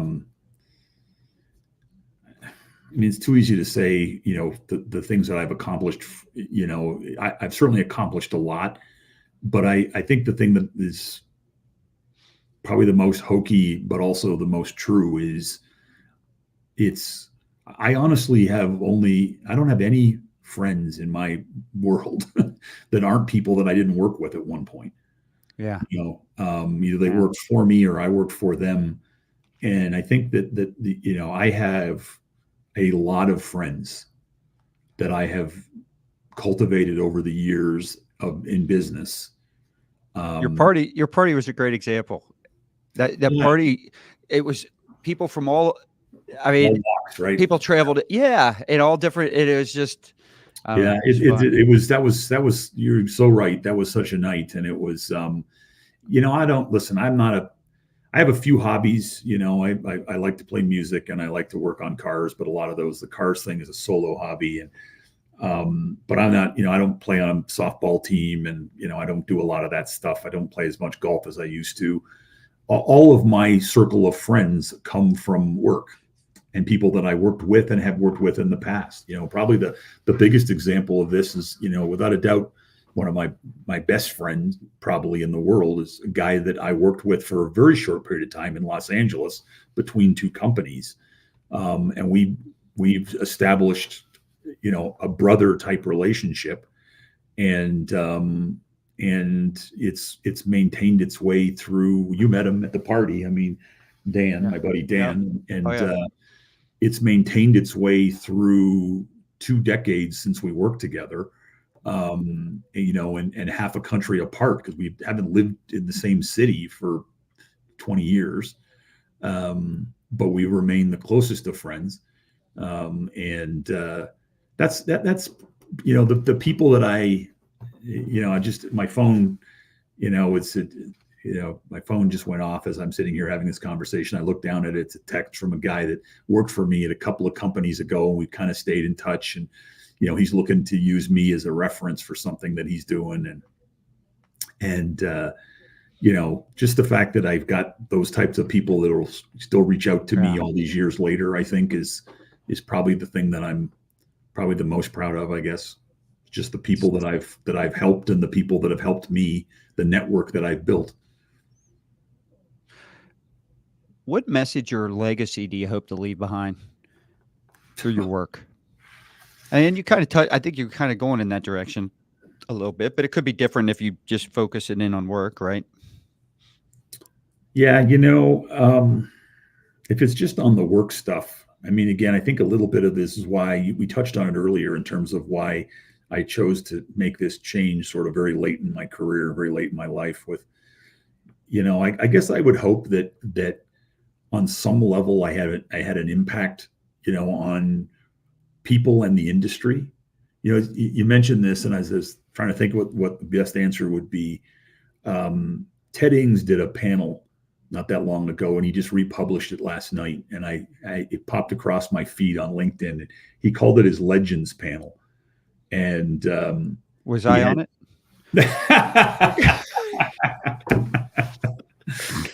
No, you should have been. You should have been, but it was Jim Roach, John Traver, Yep. Les Silver, Good panel. yeah, and others that I'm forgetting. And I remember sitting and looking at these guys, certainly with Les on there, and I remember thinking, it's interesting that he included me in this. That on some level I was included with all these guys that are legends. All of them are guys that I look up to. Maybe not Jim Roach. I hope he's listening. That is such a joke, and he knows that.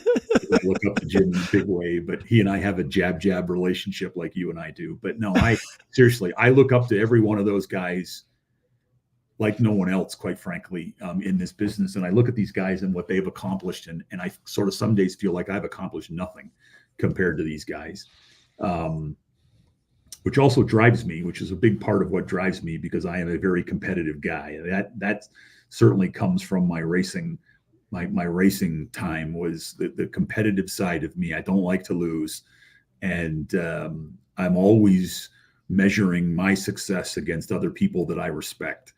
And I in a good way, though, right? In a good in a way. good way, in a good Yeah. way, Healthy way. because I don't think I'll ever achieve the bar, right, which is what gets me going every day, right? Yep. Gets me up every morning.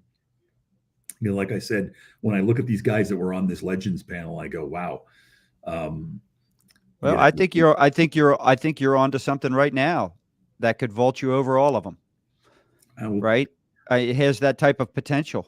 I hope so, and I appreciate you saying that, Scott. I hope so. I think this could really change. I think, everybody throws around this term, micro mobility, and it is something that everybody needs to pay attention, because it is coming. Personal mobility, micro mobility, short trip vehicles is something that is coming, and I think it could change the industry.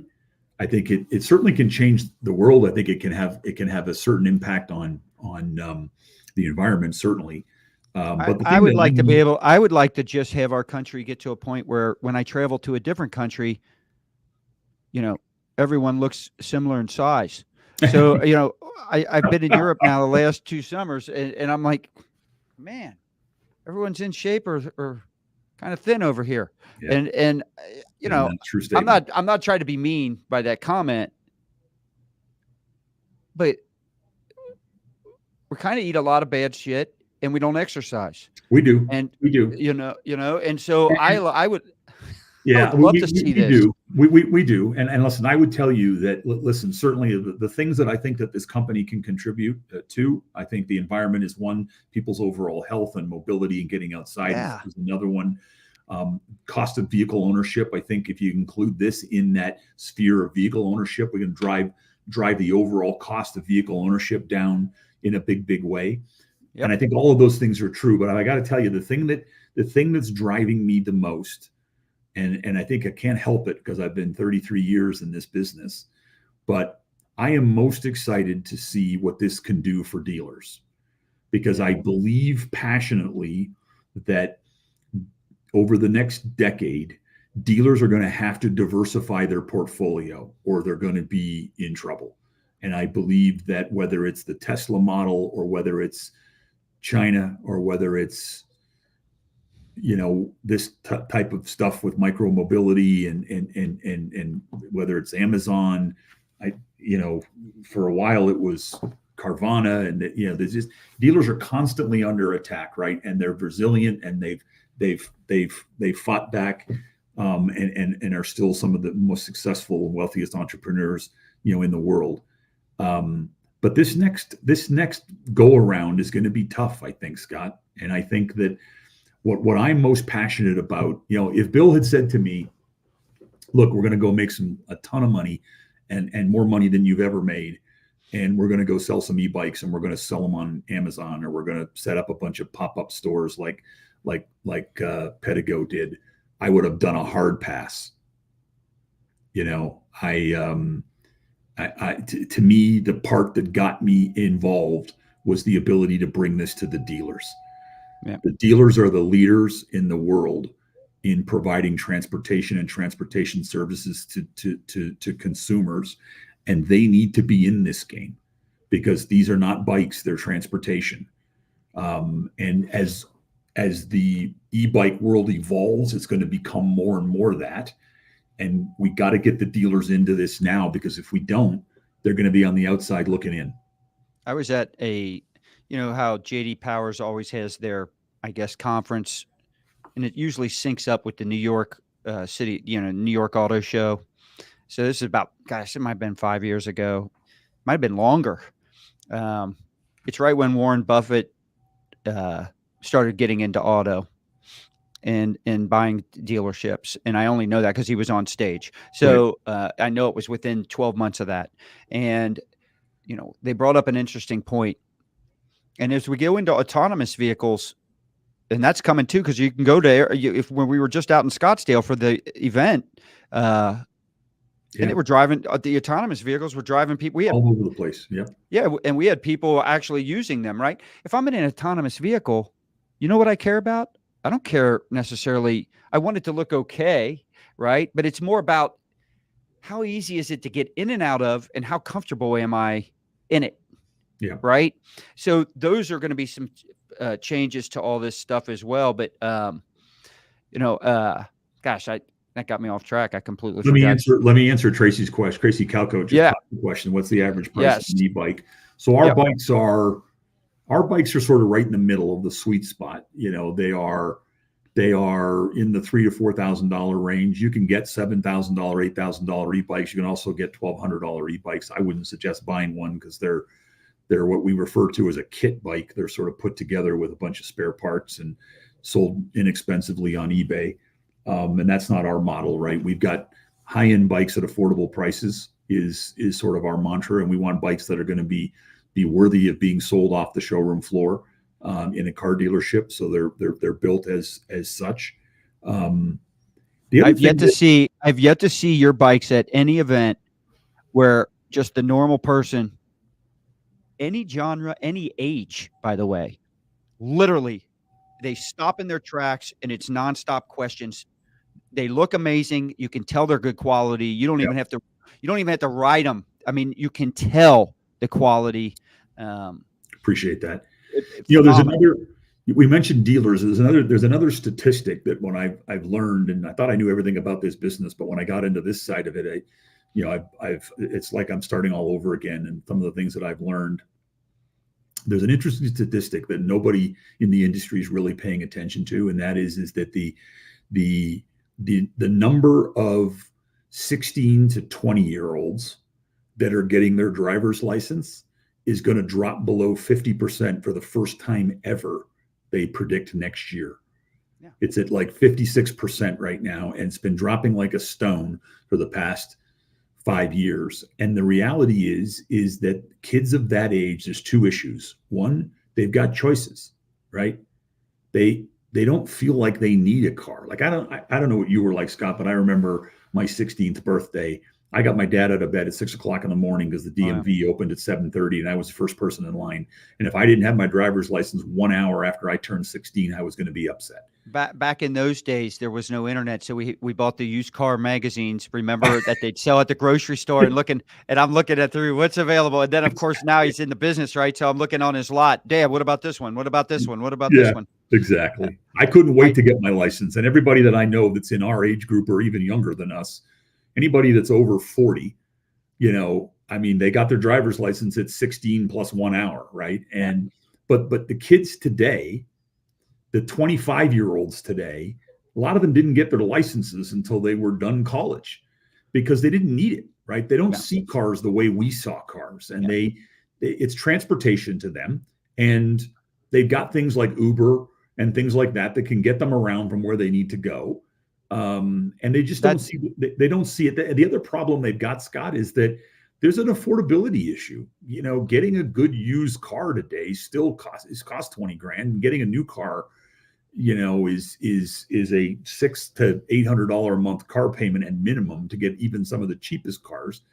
And dealers are losing that younger buyer. And I think that these bikes have the ability to attract that younger buyer into the fold. And then when they do get out of college and they get their first real job and they need a car, right? You've already got an established business relationship with them because you've sold them a couple of bikes down, prior to that. And you're going to have a leg up on everybody else, when it comes to selling them their first car because you've already got an established, business relationship with them.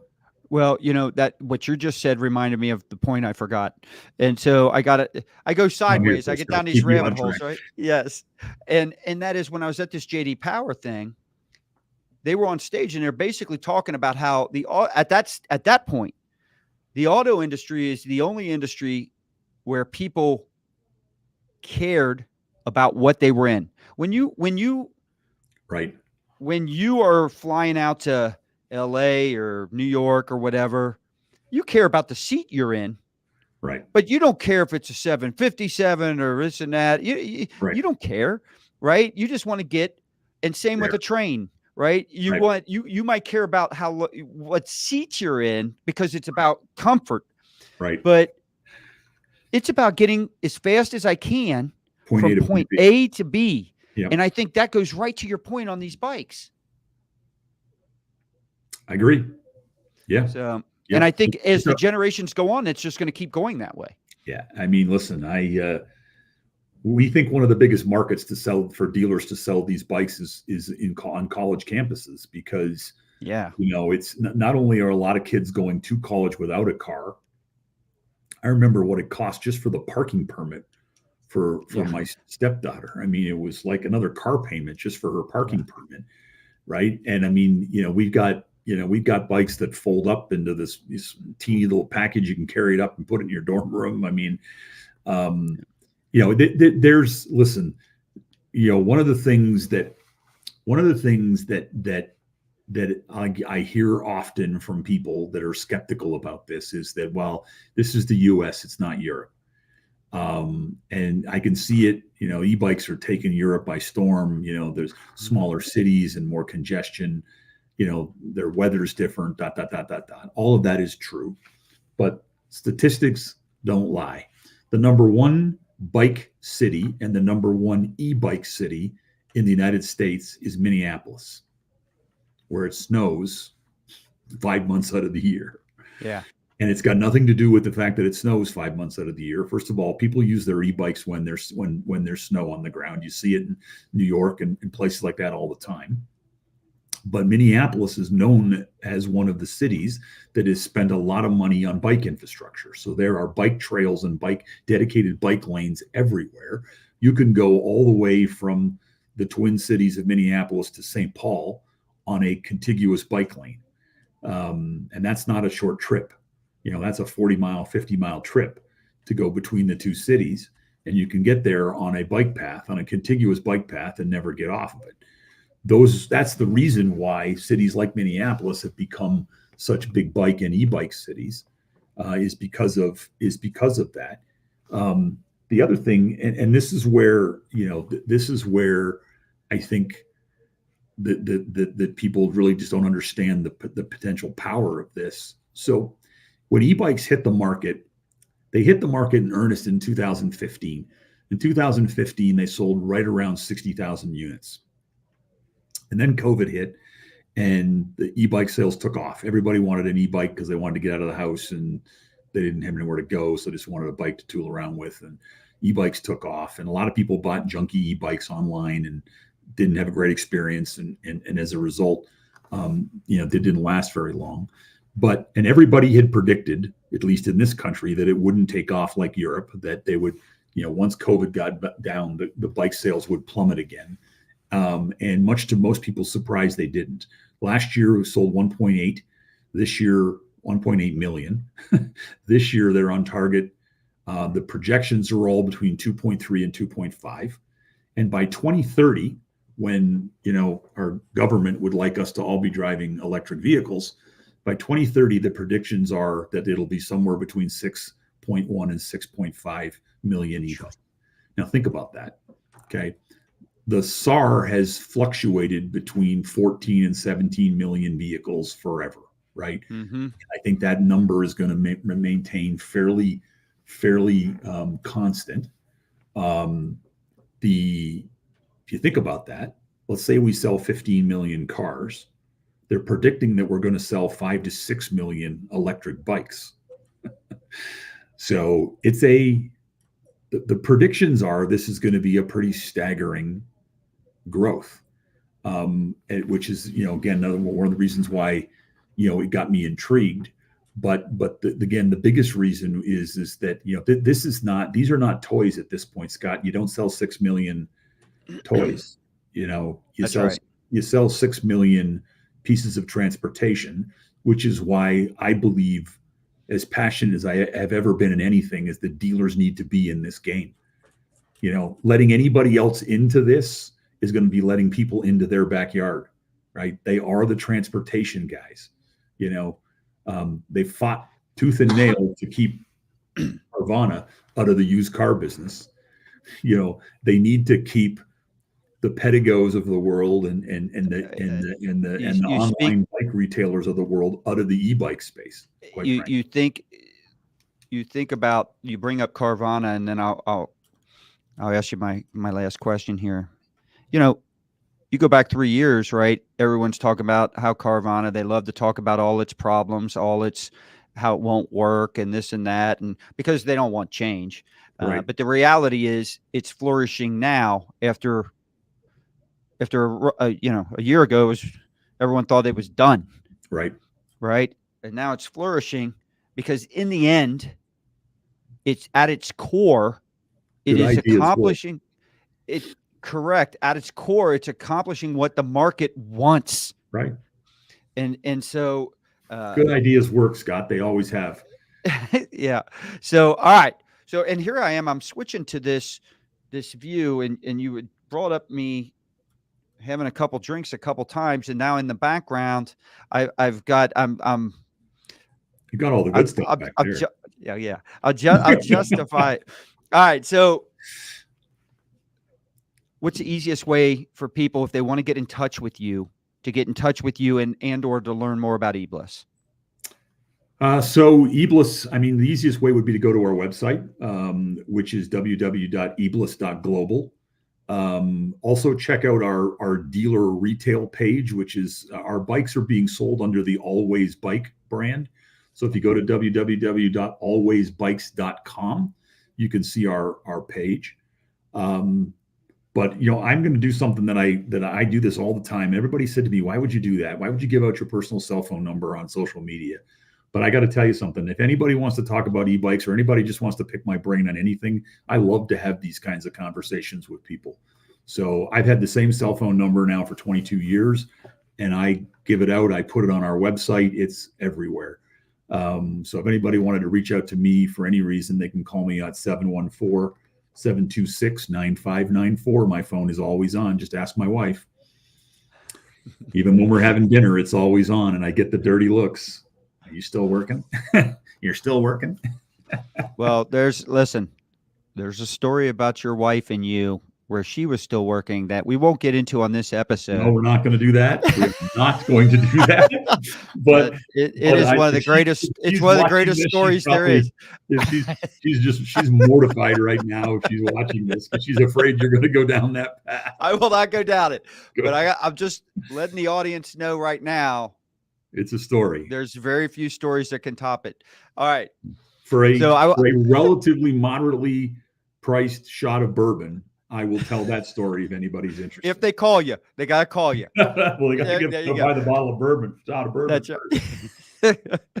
All right. Big thank you to Dave Boyle for sharing his invaluable insights and his experiences with us today on the Me Plus Ultra Network. This is our first live stream. If you want to learn more about eBliss or the Always Bikes, you can discover the future of mobility. Be sure you visit either ebliss.global or alwaysbikes.com. And for our viewers, don't forget to subscribe to the Me Plus Ultra Network. That's on YouTube. So subscribe on YouTube. You can also, if you're following us on LinkedIn, you can join that page. You can join our page on Facebook as well, and you can follow us on Twitter and Instagram. So once again, you want to do that, subscribe so you can stay up to date and catch more captivating conversations with industry leaders. Until next time, stay inspired and keep innovating. Thank you. Thanks, Scott.